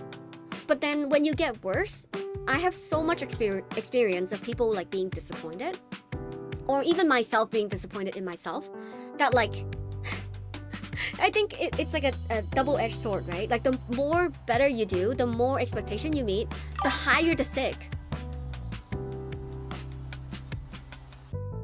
Vi says, inevitably feel disappointed in you is sad. Yeah, I think people are like gonna inevitably feel disappointed in me, and people are also gonna inevitably feel surprised by me. And it's a constant cycle to me, where people find me super impressive, right? Like, oh my god, you go to the military, you do this, you do that. And then, I think once they know me... Ooh, you know what, guys? Okay, let me describe this in this way. I think a lot of people in my life put me on a pedestal. And when you put someone on a pedestal, you cannot like live up to it, like realistically speaking. But I also think it's not just on them. I think there's times where I put myself on a pedestal the best I could, because I feel like that's the only way to maintain relationships and friendships. So then they will of course be disappointed. Like, it's just like a natural event. The game is rigged, right, in some ways. So nowadays I try my best to be a little bit more balanced. Which is why, like, on stream, right, like, I talk about my struggles, I talk about the things I do good, so then people have a more holistic. Then you're free to be disappointed in a more measurable way, right? Instead of like, what the heck? I thought Mars is like this wonderful, perfect human being, and then now they're like super disappointed. If you know what I'm saying. Hakim says, they're right to think highly of me. I am amazing. You're right, Hakim. Elku says, hey, don't know if parents affected me in this way, but my mom got ENTJ. ENTJ. Ooh, commander. Yikes, Elku. Bold, imaginative, and strong-willed leader. Always finding a way or making one. Yikes. That sounds like a rough time, Elku. Vi says, I did think you were like 33 at one point. Is that putting you on a pedestal? In a different way, I guess. Who the fuck knows? Wolf says, I have nearly no experience of people being disappointed in me. That would require them to care. Oh. Oh man, Wolf. That is so sad. What the heck? Noah says, I don't know how much I spend time here, but I would pay attention to when you start disappointing me. For now, you aren't. That sounds scary, Gatos. But you know what? I think that's what I was thinking about 2 weeks ago as well. People being disappointed and people losing touch with you, it's a rite of passage. Because you would really like somebody, and then there's times where that honeymoon phase is gonna fade. And that doesn't mean you're doing anything wrong and you're disappointing another person. It just means that there was an idea of you that they had in their mind, and then now they're just seeing who you are, but that doesn't mean you didn't live up to it. There's nothing to live up to. They're just not seeing you clearly in the way that of who you are, which is not bad. Elku says, preparing the artist of tomorrow while she could get CEOs. Ooh. Nani says, I'm an INTJA. INTJA. Ooh, another architect. Dude, I think we have like 4 architect in the chat. And then 3 logician. And then 3 advocates. And then like 3 mediator. Noah says that's the issue. I don't think you're perfect. You're just Mars. Weird. Suck at games, okay. Suck at the map, okay. Suck with a bunch of things. And I still care about you eating well and all the bullshit. Thanks, guys. I think that was a compliment, Nas. I think... And thanks for the backhand compliment. Okay, let's continue before 39 is back. Like, we have 2 more pages, okay. You would love a job that require you to work alone most of the time. Kind of. Yeah, at one point, I was working in an accounting department, and I loved it. I don't have to talk to anybody. I just crunch numbers, and after crunching numbers, I can just watch a video while crunching numbers. I loved it. But I do love what I do now. I love working with clients one-on-one. I really do. Fuck! He's back. Guys, I'm glad that we didn't do a poll. Because we were gonna do a poll, right? Oh, we were so close! Oh god. We should have done a poll, huh? We should have gambled channel points. Ooh, that would be so fun, gambling channel points. Would you guys believe in me or believe in 39? Who are you believing? Oku says, but you should ask what kind of MBTI you are to the person which knows you the most. ChatGPT. Yo, that's a good idea. That's a good idea, guys. I should ask ChatGPT what MBTI they think I am.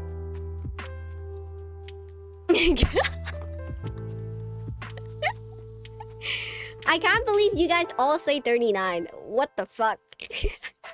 Nobody believed in me? Hello? 39 says you already scammed me 5k. Okay, I'll treat you the watermelon drink, okay? This week. Don't at me, don't at me. I'll fix it for real. I'll fix it for real. Okay, let's continue. Let's continue. Yeah, we're so not playing Silent Hill today. We believe in you taking longer than 39. True. Okay.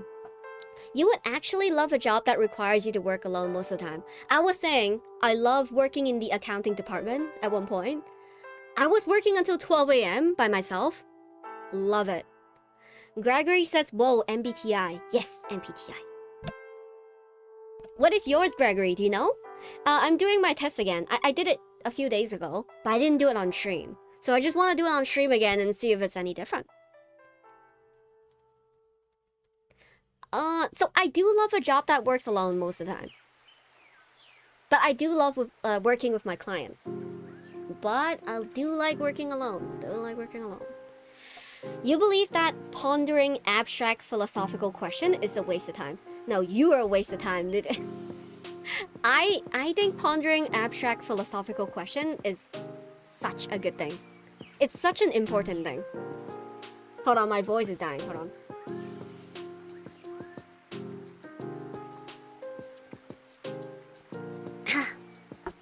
Gregory says INFP. INFP. A mediator. Oh my goodness. I was just telling chat, there's 4 architect, 3 logician in chat, 3 advocate, and then there's now 4 mediator. It's the 4 types of character that watch my streams. I'm excited to see if there's another one. I guess I do know there's another one specifically, but most people are in this 4. The fuck? Where's the defenders? I don't know, guys. I don't know. Apparently, advocates are really rare. Like, advocates are like 0.4% in the States. Like, I forgot the stats. Let me check. Stats on MBTI. Like, rarity.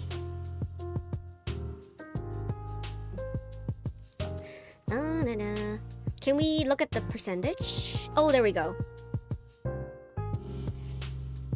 1 point. Oh my god, it doesn't have the. Okay, I need the I need the name. I don't remember the letters. INFP. INFJ. INFP. Guys, I can't. I have goldfish memory. INFJ is 1.5%. Let's see how many defenders out there. ISFJ. 13.8% ISFJ. There should be more defender though, guys. What is the other one? INFP? INFP? INFP, 4.4%. It seems like we have really rare percentages in the chat. Let's find the logician one too. Logician, INTP. INTJ, I think is the architect, 2.1%. INTP is 3.3%. So our chat are so rare. Except for the defenders. Okay, let's continue. You feel more drawn to the busy, bustling atmosphere than to quiet, intimate places.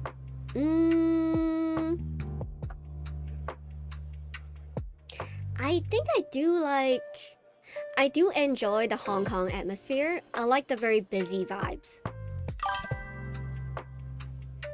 But I do enjoy like stargazing, right? Like just quiet places. You don't see anyone, you don't hear anyone. It's just you and the world. Let's just say, I think I prefer quiet like that.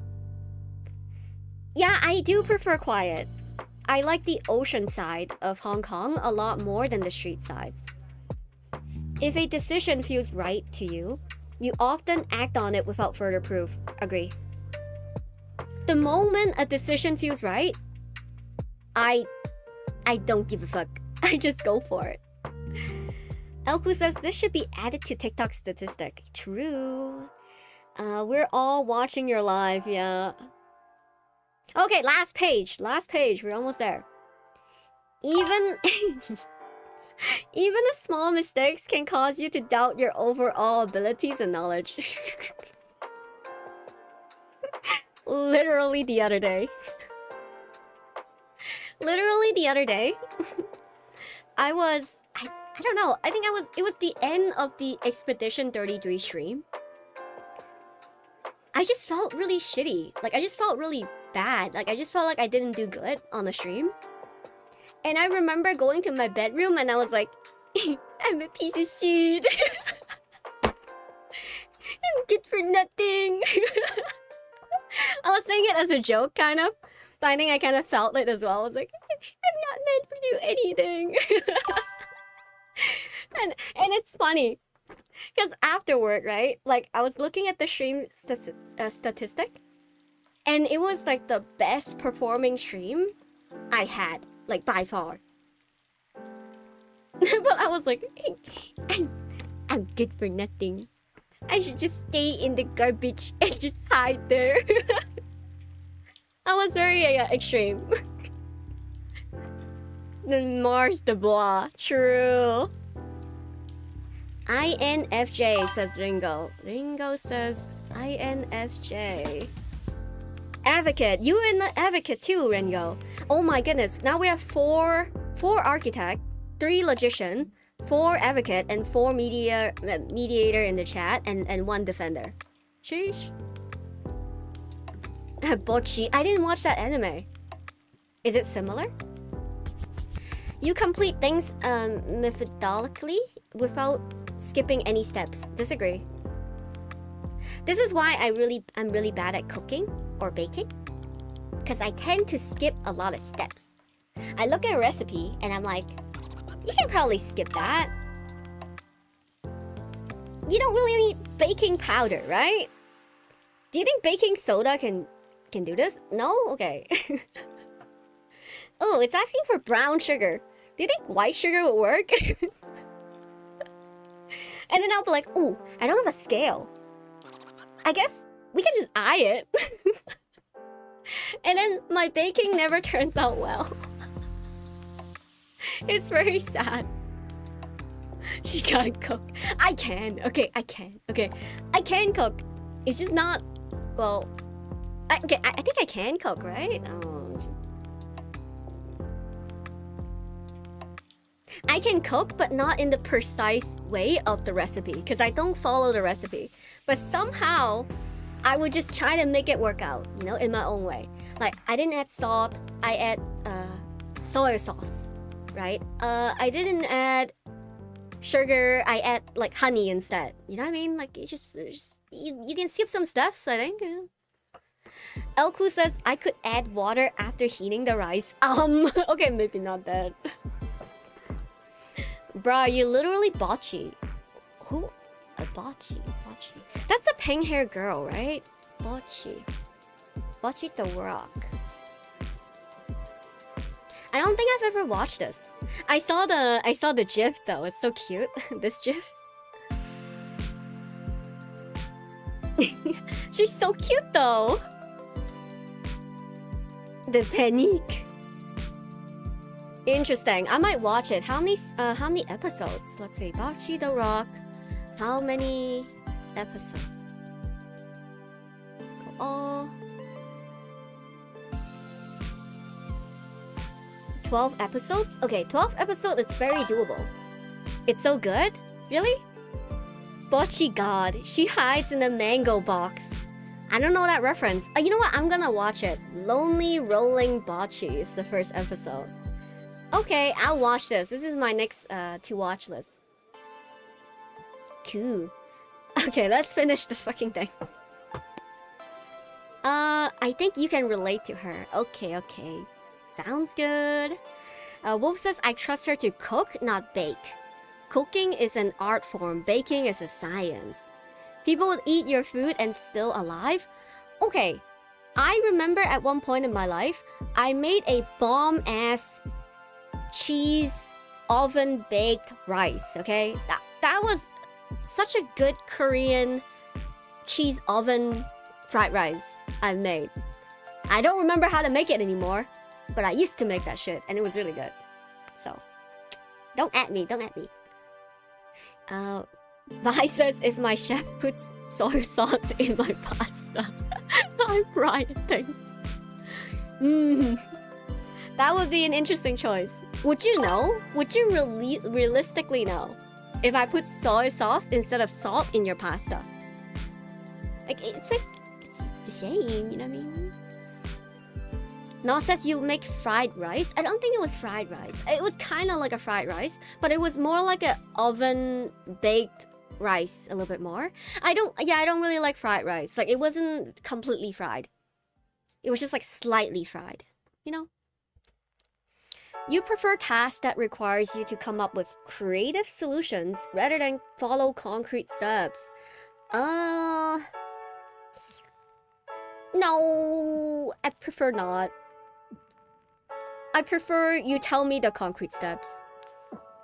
This you can see this way of thinking when it comes to games. I would rather know where I need to go than I need to figure this out. I prefer concrete steps. So yeah, highly disagree. You're more likely to rely on emotional intuition than logical reasoning when making a choice. Yes. My intuition is really good. As long as I'm in tune with it. There's times where I just get very anxious, and then I'm no longer in tune with my intuition, and that's why I make the wrong choice. But every time when I'm grounded, I can feel exactly what's the right thing to say, what the other person is thinking, and what is the situation. I tend to be very, very good with my intuition. Which is why I'm an N, you know, like the N for intuition is me, you know? You like to use organizing tools like schedules and lists. I like to use them, but a lot of times I don't follow them. But I think a schedule is so important, so yes. You feel confident that things will work out for you. Feel confident that things will work out for you. I feel confident that things would always work out for me, but not in the way I expect it to go. And I'm confident nowadays, before I'm not, I'm confident that even if I fail, I most likely would have my back. So I'm confident that it will work out in a different way. Does that make sense? So I would say kind of. But I also understand why things might not work out. But I think nowadays I'm more confident that things will work out. Because at the end, like, what's the worst gonna happen? You die. That's like the worst thing that could happen. You know what I mean? Like, what could possibly go wrong? Knock on wood. Like, you can't get worse than that. Steve says home stretch. Exactly, we're almost here.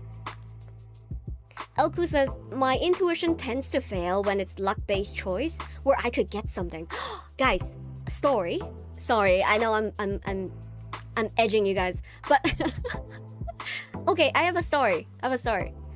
Where my intuition is so good that in an apartment complex, there's a few elevators, right? There's like 2 or 3 elevators throughout like a big building.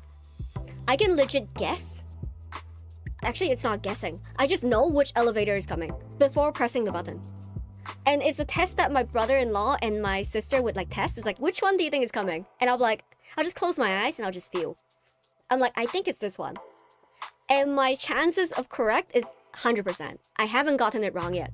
I haven't tested recently, so maybe it's gone. But that was my special power. I'm able to like know which elevator is coming. But yeah, that's my intuition here. But screen only.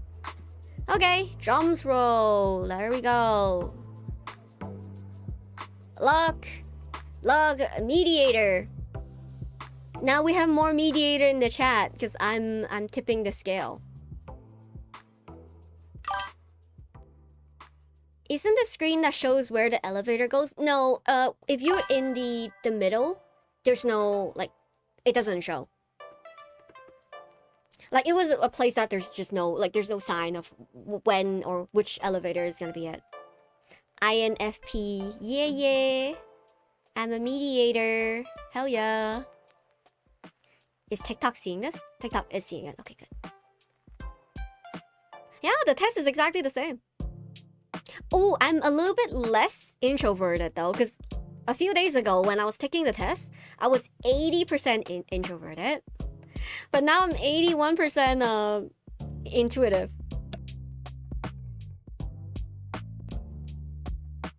I have 76% feeling, and I think this time I actually edged a little bit more into the P side of things. Yeah, I remember a few years ago I was more J than P. J means judging, right? Judging, what does judging even mean?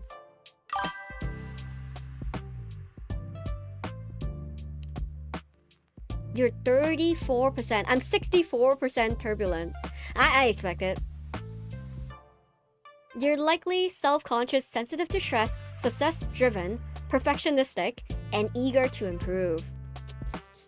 Yeah, I am competitive at times. I am competitive. Elku says, Mars clearly reading the number of each elevator. Hell nah. There's no sign. Like, I can just tell. Too competitive? What do you mean 39? I'm not... Okay. How am I too competitive? I'm not that competitive. I'm a little bit competitive. I'm competitive with myself, mostly, to be honest. Like, I'm really eager to improve. Like, I'm very eager to, like, get better. Like, that is very important to me. But yeah, wow. INFP. I think there's a lot to read through, though. I don't know if I want to read through anything. Steve says, all the INFP I have met has been toxic. Oh, shit. In what way are they toxic, Steve? And hello, Harry. Hi. Bro, you dive in badminton with your knees in blood. Okay, my knees are not in blood. My knees are bruised, okay? I'm not crazy. It's not in blood. But it is still slightly bruised from Sunday. Yeah, like this is a... I don't know if you can see this, guys.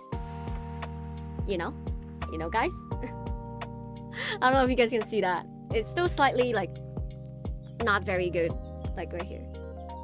Like, not very good. Cool. Nice. I'm glad I'm still a mediator.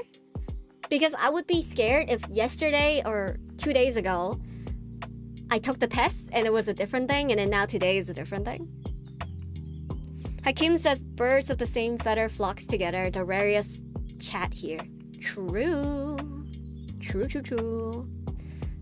It's interesting because I think, I legit thought a lot of people think the same way. Like, there's one of the question, right? One of the question was, how long, like, you think people are gonna be disappointed in you inevitably? I thought everybody was gonna say yes, and apparently, like, everybody in my chat was like, no, like, I never thought about that. What? It just surprised me that, like, not a lot of people think the same way, which is interesting. I just think, isn't it, like, normal to think someone will inevitably be disappointed? Like, to worry that someone would inevitably feel disappointed? I don't know, I just thought it's normal, but I guess it's not normal. But yeah.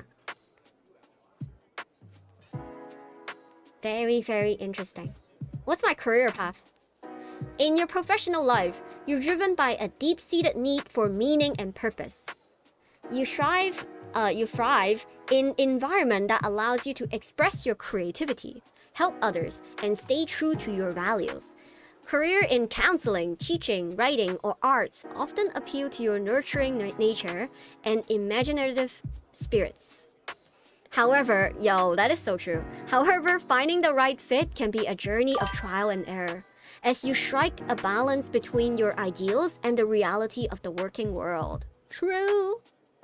How about ChatGPT? Okay, I need to hide my screen because I asked about ChatGPT a lot of things. I need to hide my screen. I'll let you know what I got. Vi says, what did you get a few days ago? Mediator as well. So nothing changed. 39 says, yeah, but it doesn't matter if you disappoint someone whose opinion you don't care about. I agree, 39. But what if you disappoint someone you care about? What do you do there? So, okay. My solution back in the days, right?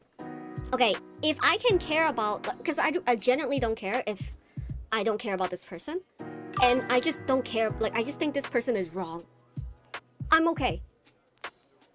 But if I like the person, I'm like, shit.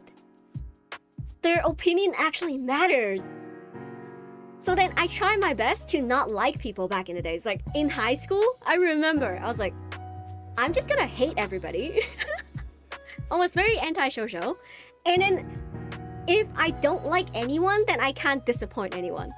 That was my mentality. That's how I that's how I was able to cope with the facts. But nowadays is a little bit different. Nowadays I'm just like, fuck. You know what? I accept.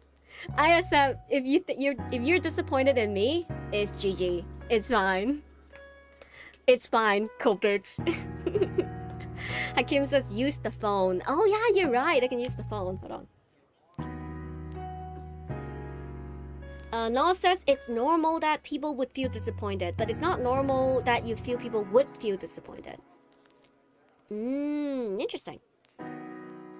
The inevitable disappointed was the question. Yes, that was the question. Elku says she told me I was a hot mess. I felt depressed for a full week until I find out what was it. Oh god.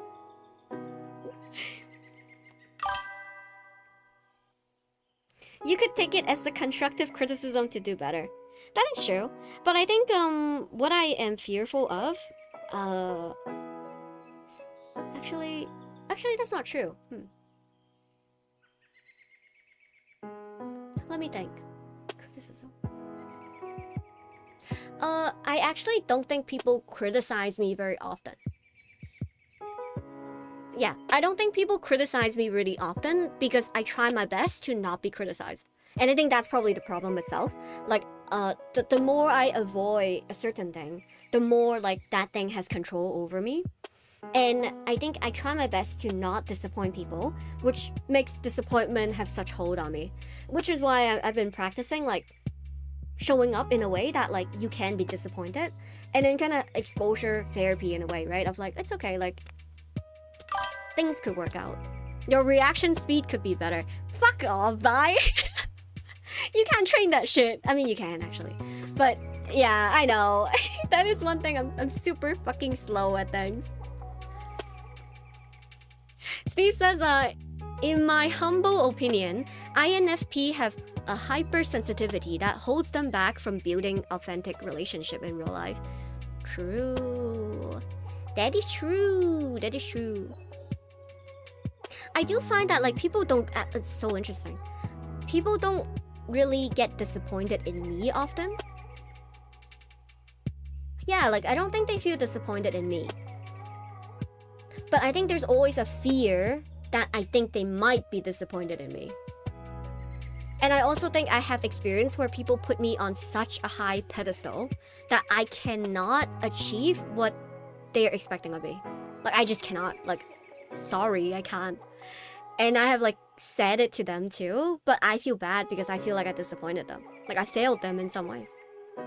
Or maybe in some ways I have a lot of expectation of myself and I feel like I disappointed myself. 39 says, yeah, everyone expect me to carry and when I don't, I'm a loser. No, 39. I think it's nice that you carry, but I don't think it's fair. I don't think it's fair that people like expect you to carry. That makes sense. I think you should just chill sometimes. It's okay. And you're not a loser for like not carrying. I think, you know, I think other people should take turn carrying, myself included. But yeah, I need to have more faster reaction time, which I'm very not good at. Carry them bench presser. Oh my goodness. Elku says Mars typing one-handed a very specific prompt for ChatGPT to give INFP. Oh yeah, I forgot. I need to type this. I forgot. Hold on. A new chat. What MBTI do you think I am?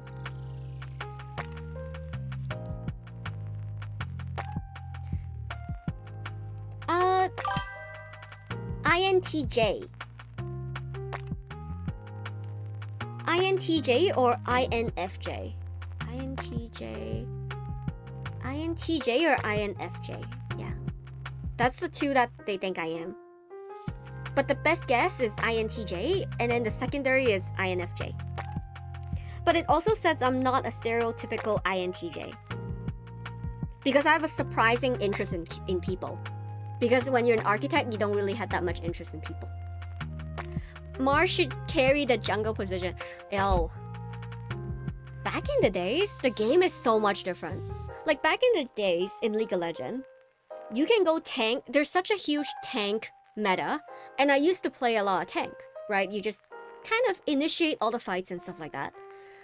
But nowadays, the game is different in a way where a lot of the League of Legends characters can do a lot of damage and do some bullshit things from afar. And when you go in, like it's just very, very different. Because back in the days, you can just go all in and it's okay. But the game no longer works that way. It's just like a lot of poking and characters doing bullshit things. And if you're hit by the bullshit, then you lose the game. Like you need to like dodge is basically the new meta is my feelings of it. And I'm like, this is this is not it for me. I'm way too like straight arrow, which is also why I can't play chess. Like I'm too straightforward as in a personality to like scheme in that way. Love range champions, love doing all the bullshit things. Yeah, like I just don't do the bullshit things. I don't know. I'm main queen top, by the way. Yeah, I used to just love like playing Sejuani and then just out in, go in, tank for my whole team, protect my whole team. My favorite thing in League of Legends is being able to protect my team. But when I'm unable to do that, which I think a lot of the characters just feels like I can't do that. And that makes me feel like, what am I doing here? Hakim says maybe I care when they're disappointed because I tried my best and genuinely care about it. Yeah, right? Like, it's just sad when you tried your best and they're still disappointed. ISFJ in League, I see. I mean, it's two sides of the same mirror, right? In some ways. Our difference is your S. What is S again? S. Huh? S. What is S? Observant and judging, right? No, wait. Oh.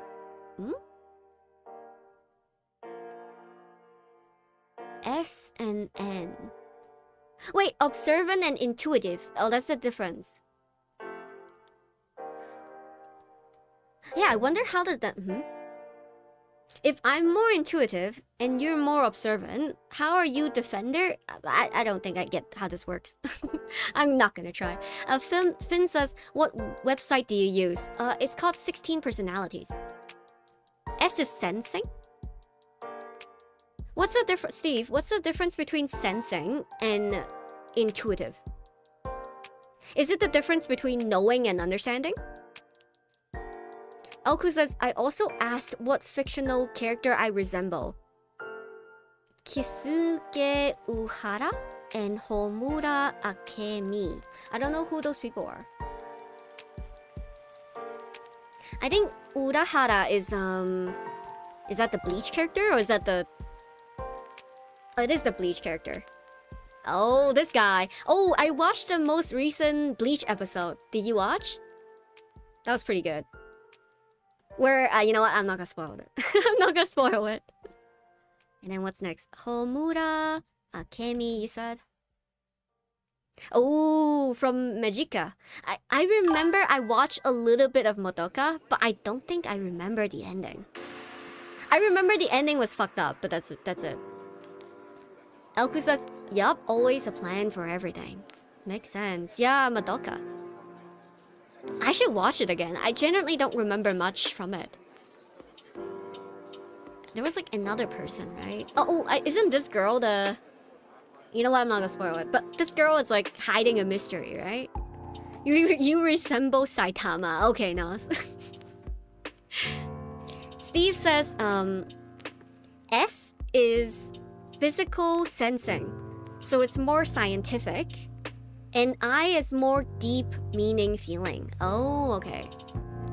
So I guess it's like if you're S, it's more calculative, right? So for defender, it's a little bit more calculative, like the S, and then for N is like more intuitive feeling, meaning based. Okay. Yeah, I was talking to another friend of mine, like about the difference between knowing and understanding. And this is also a concept in Monogatari as well, if anyone watched Monogatari. I understand a lot of things, but I don't know a lot of things. And then my friend knows a lot about a lot of things, but doesn't really understand a lot about things. I don't know if people know what I mean by that. But those two are like different layers. Elku says, quite fucked up ending, the new movie is coming. Ooh, okay. Nas says, nope. Okay, yeah, so... we never know what you mean. Are you trolling? Or, okay, you know what? I'll explain one more time. It's kind of like how you know...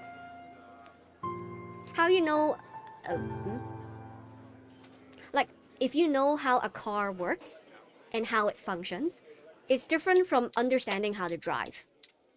That makes sense. Like, there's some people that just intuitively understood, like, what is going on. Oh, Elku, that was great. Oh my god. Elku says, intelligent versus wisdom. I think I'm not very... Well, I wouldn't say I'm not very intelligent, but I'm more like a wisdom build in D&D than like an intelligent build. So, which is why I'm saying I can't be a good detective. Like, I'm not a good detective because I don't know the facts. But I know who did it. Does that make sense? I have an idea of who did it, but I just don't know the steps to to point to who is actually the person and what actually happened. I just have a feeling like, okay, it makes sense. Like if you connect kind of like a pattern, I know who it is. So that's kind of my intuitiveness. Vi says, yeah, her and the pink hair are lesbians. No says, but you pushed your glasses up, you would be a good detective. Vi says, you just had to say it in nerd's term and I could process it. True. I think it was a concrete example. It makes sense. In philosophy, we say, I don't know that word. Epistemology. Definition? The theory of knowledge, especially with its regards to its method, validity, and scope. The distinction between justified belief and opinion. And then you were saying versus ontology. Sorry, I'm researching what Steve is saying. It's saying like the difference between this word and this word. Okay, there are two branches of philosophy that deals with a different aspect of knowledge and existence. The one that starts with an E focuses on the nature of knowledge, how it is acquired, and what constitutes justified beliefs. It explores questions such as what is knowledge, how do we know what we know. Ontology, on the other hand, is concerned with the nature of reality and existence. It examines questions such as what is the nature of being, what entities exist in the world. I see. So it dives into how we come to know things, while ontology dives into the fundamental nature of reality and what exists within it. Interesting. Sorry, philosophy major. No, it's cool. It's cool. I really like learning things like this. Interesting.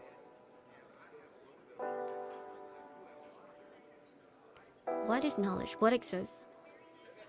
Yeah, I think I'm more like ontology than the other one. Like I'm generally not too interested in how things are. I think I'm more interested in like why and like what. The how does not interest me.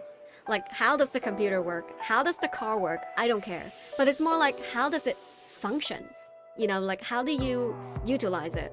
What is like the, I don't know, impact it makes to like the world or whatever? Like, that intrigues me a lot more than anything else. Cool, guys. Well, it's getting late. Well, it's 8 p.m. I guess, so not too late for me, but getting late for the EST folks. And I think we don't have time for Silent Hill. What can I say? Vi says you should know what a PC is made of. You gotta build one. Building one is another headache, guys. I can't.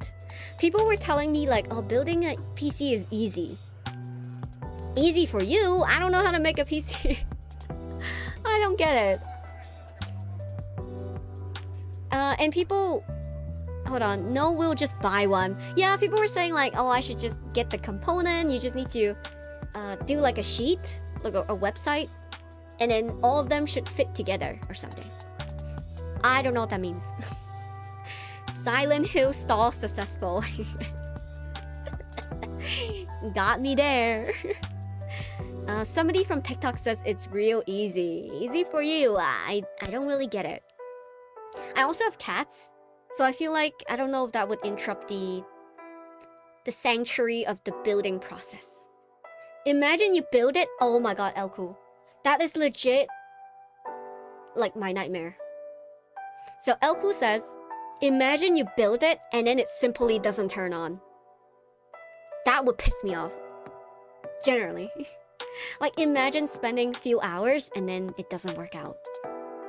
When I could have just buy one and it would have worked out. Vi says, yeah, it's just like a puzzle, no worries. Non says, search the tutorial of Superman. Huh? Pretty much you just have to watch a YouTube video. Low-level programming, though. But what if the parts... Well, I guess the parts should fit together, technically, right? Like, If you go on the website, it should be the correct one. I don't know. We'll think about it if I buy one. I think right now this computer is still kind of functional. Kind of functional, guys. I think we can also read all of this because there's only 4 sections. Let's do 4 sections. Let's read it and then we'll end stream, okay? All that is gold does not glitter. Not all those who wander are lost. The old that is strong does not wither. Deep roots are not reached by the frost. I have no clue what that means, but cool. As an INFP, you possess a rich inner world brimming with imagination, empathy, and idealism. Your compassionate nature and deep-seated desire to understand the human experience makes you a natural confidant and source of support for those around you. True. You approach life with a sense of wonder, always seeking meaning and authenticity in your experience and your relationships. Your creativity is a wellspring of inspiration, often manifesting in unique ideas and innovative solutions to complex problems. However, this same creativity can sometimes lead you to become lost in daydreams, making it challenging to handle the more practical aspect of life.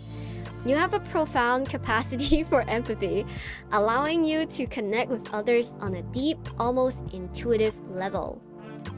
True. I think that's why I'm really good at what I do. I think I just intuitively understand the other person without them telling me a lot about them. I just need some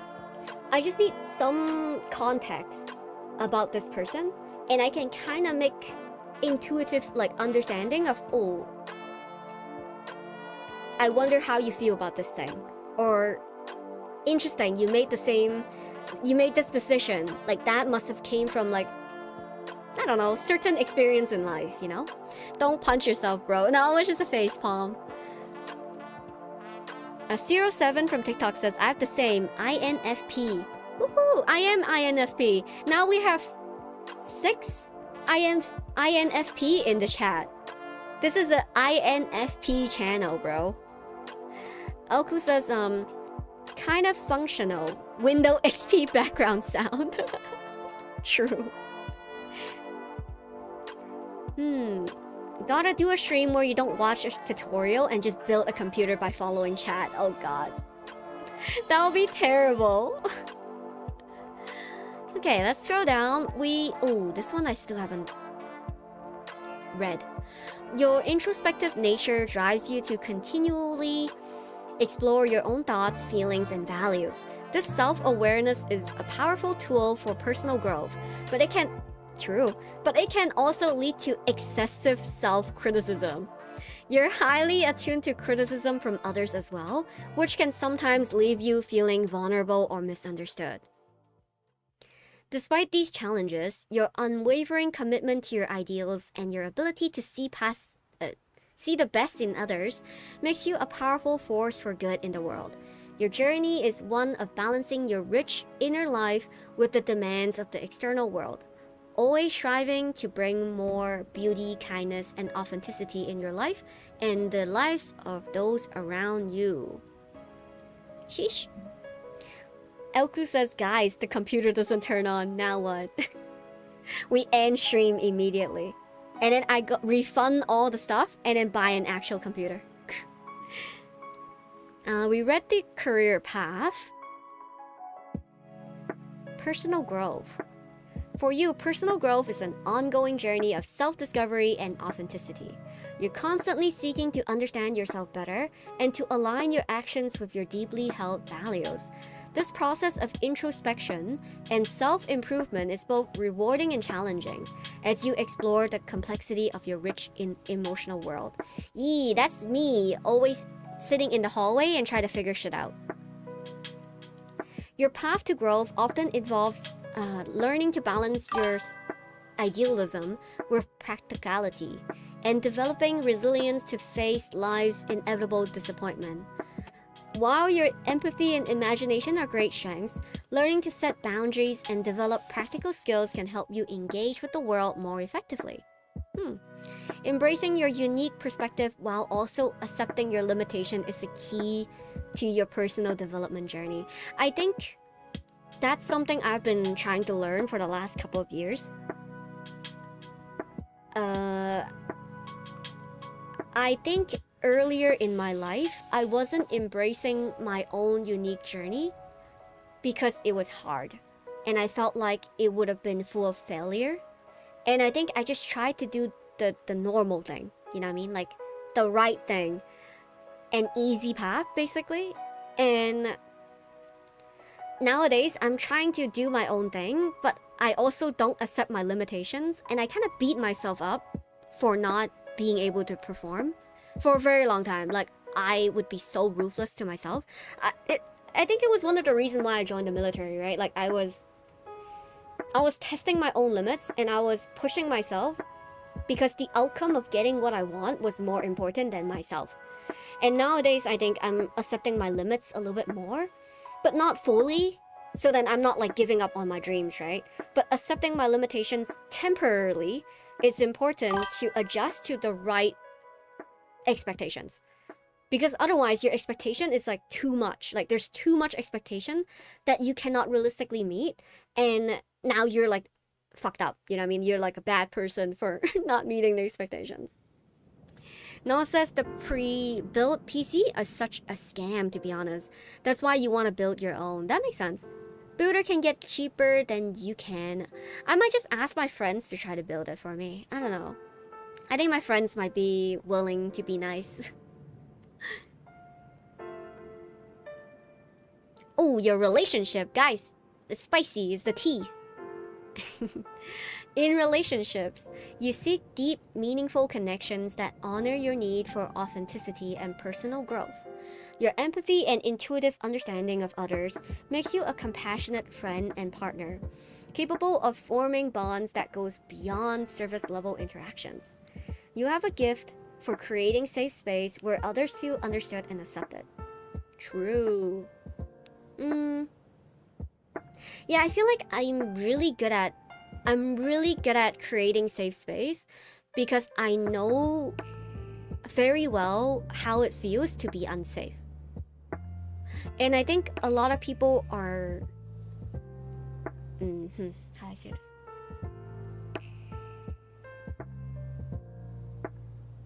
They don't know that they are creating an unsafe space.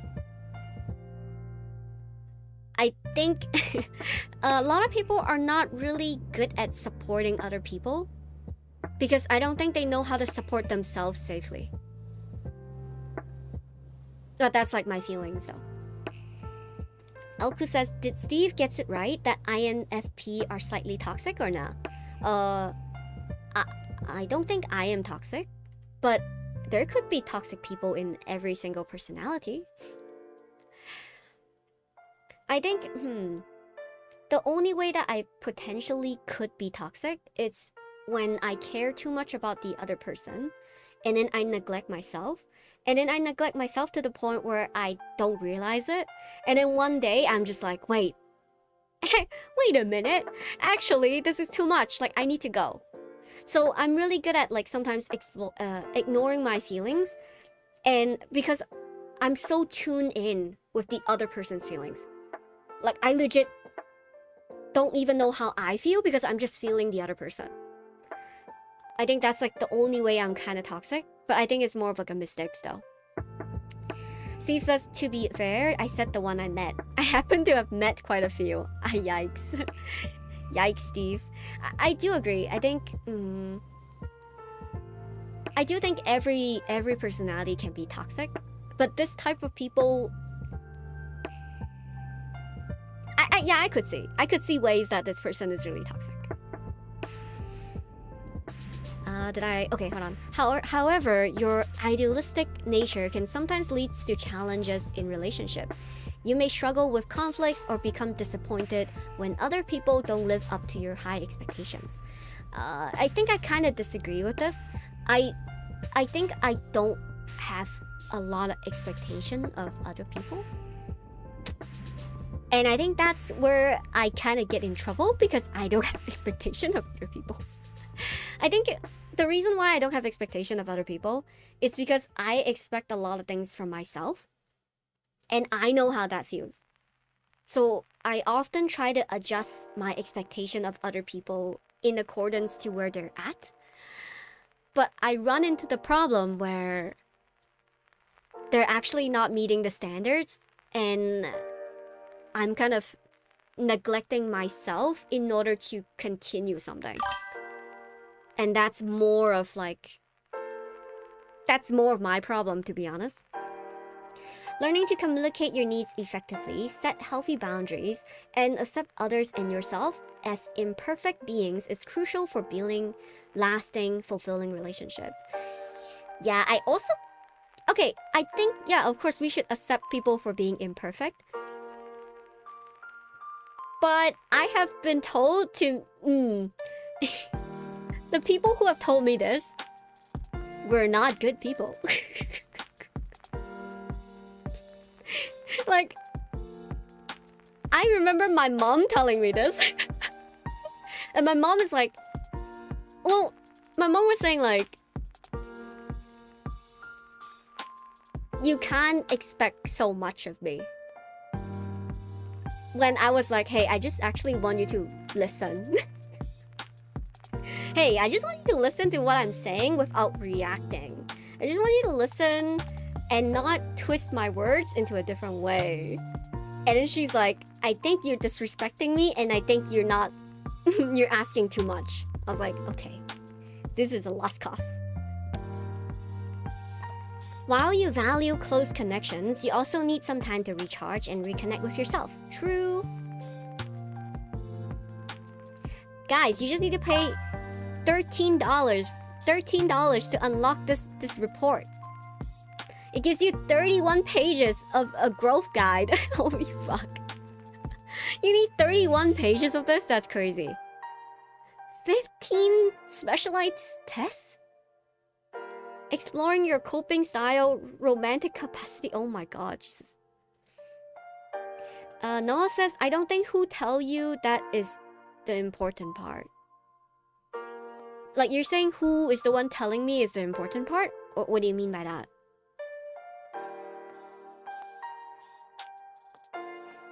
Builders can get parts cheaper than you can. Oh.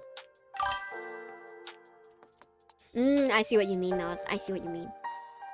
But yeah, guys, I'm kind of feeling tired. I've been talking 4 hours straight in a row, which is super insane. Elku says, God dang, I just need $15 to understand myself. ChatGPT reminds who I am if I lost my memory.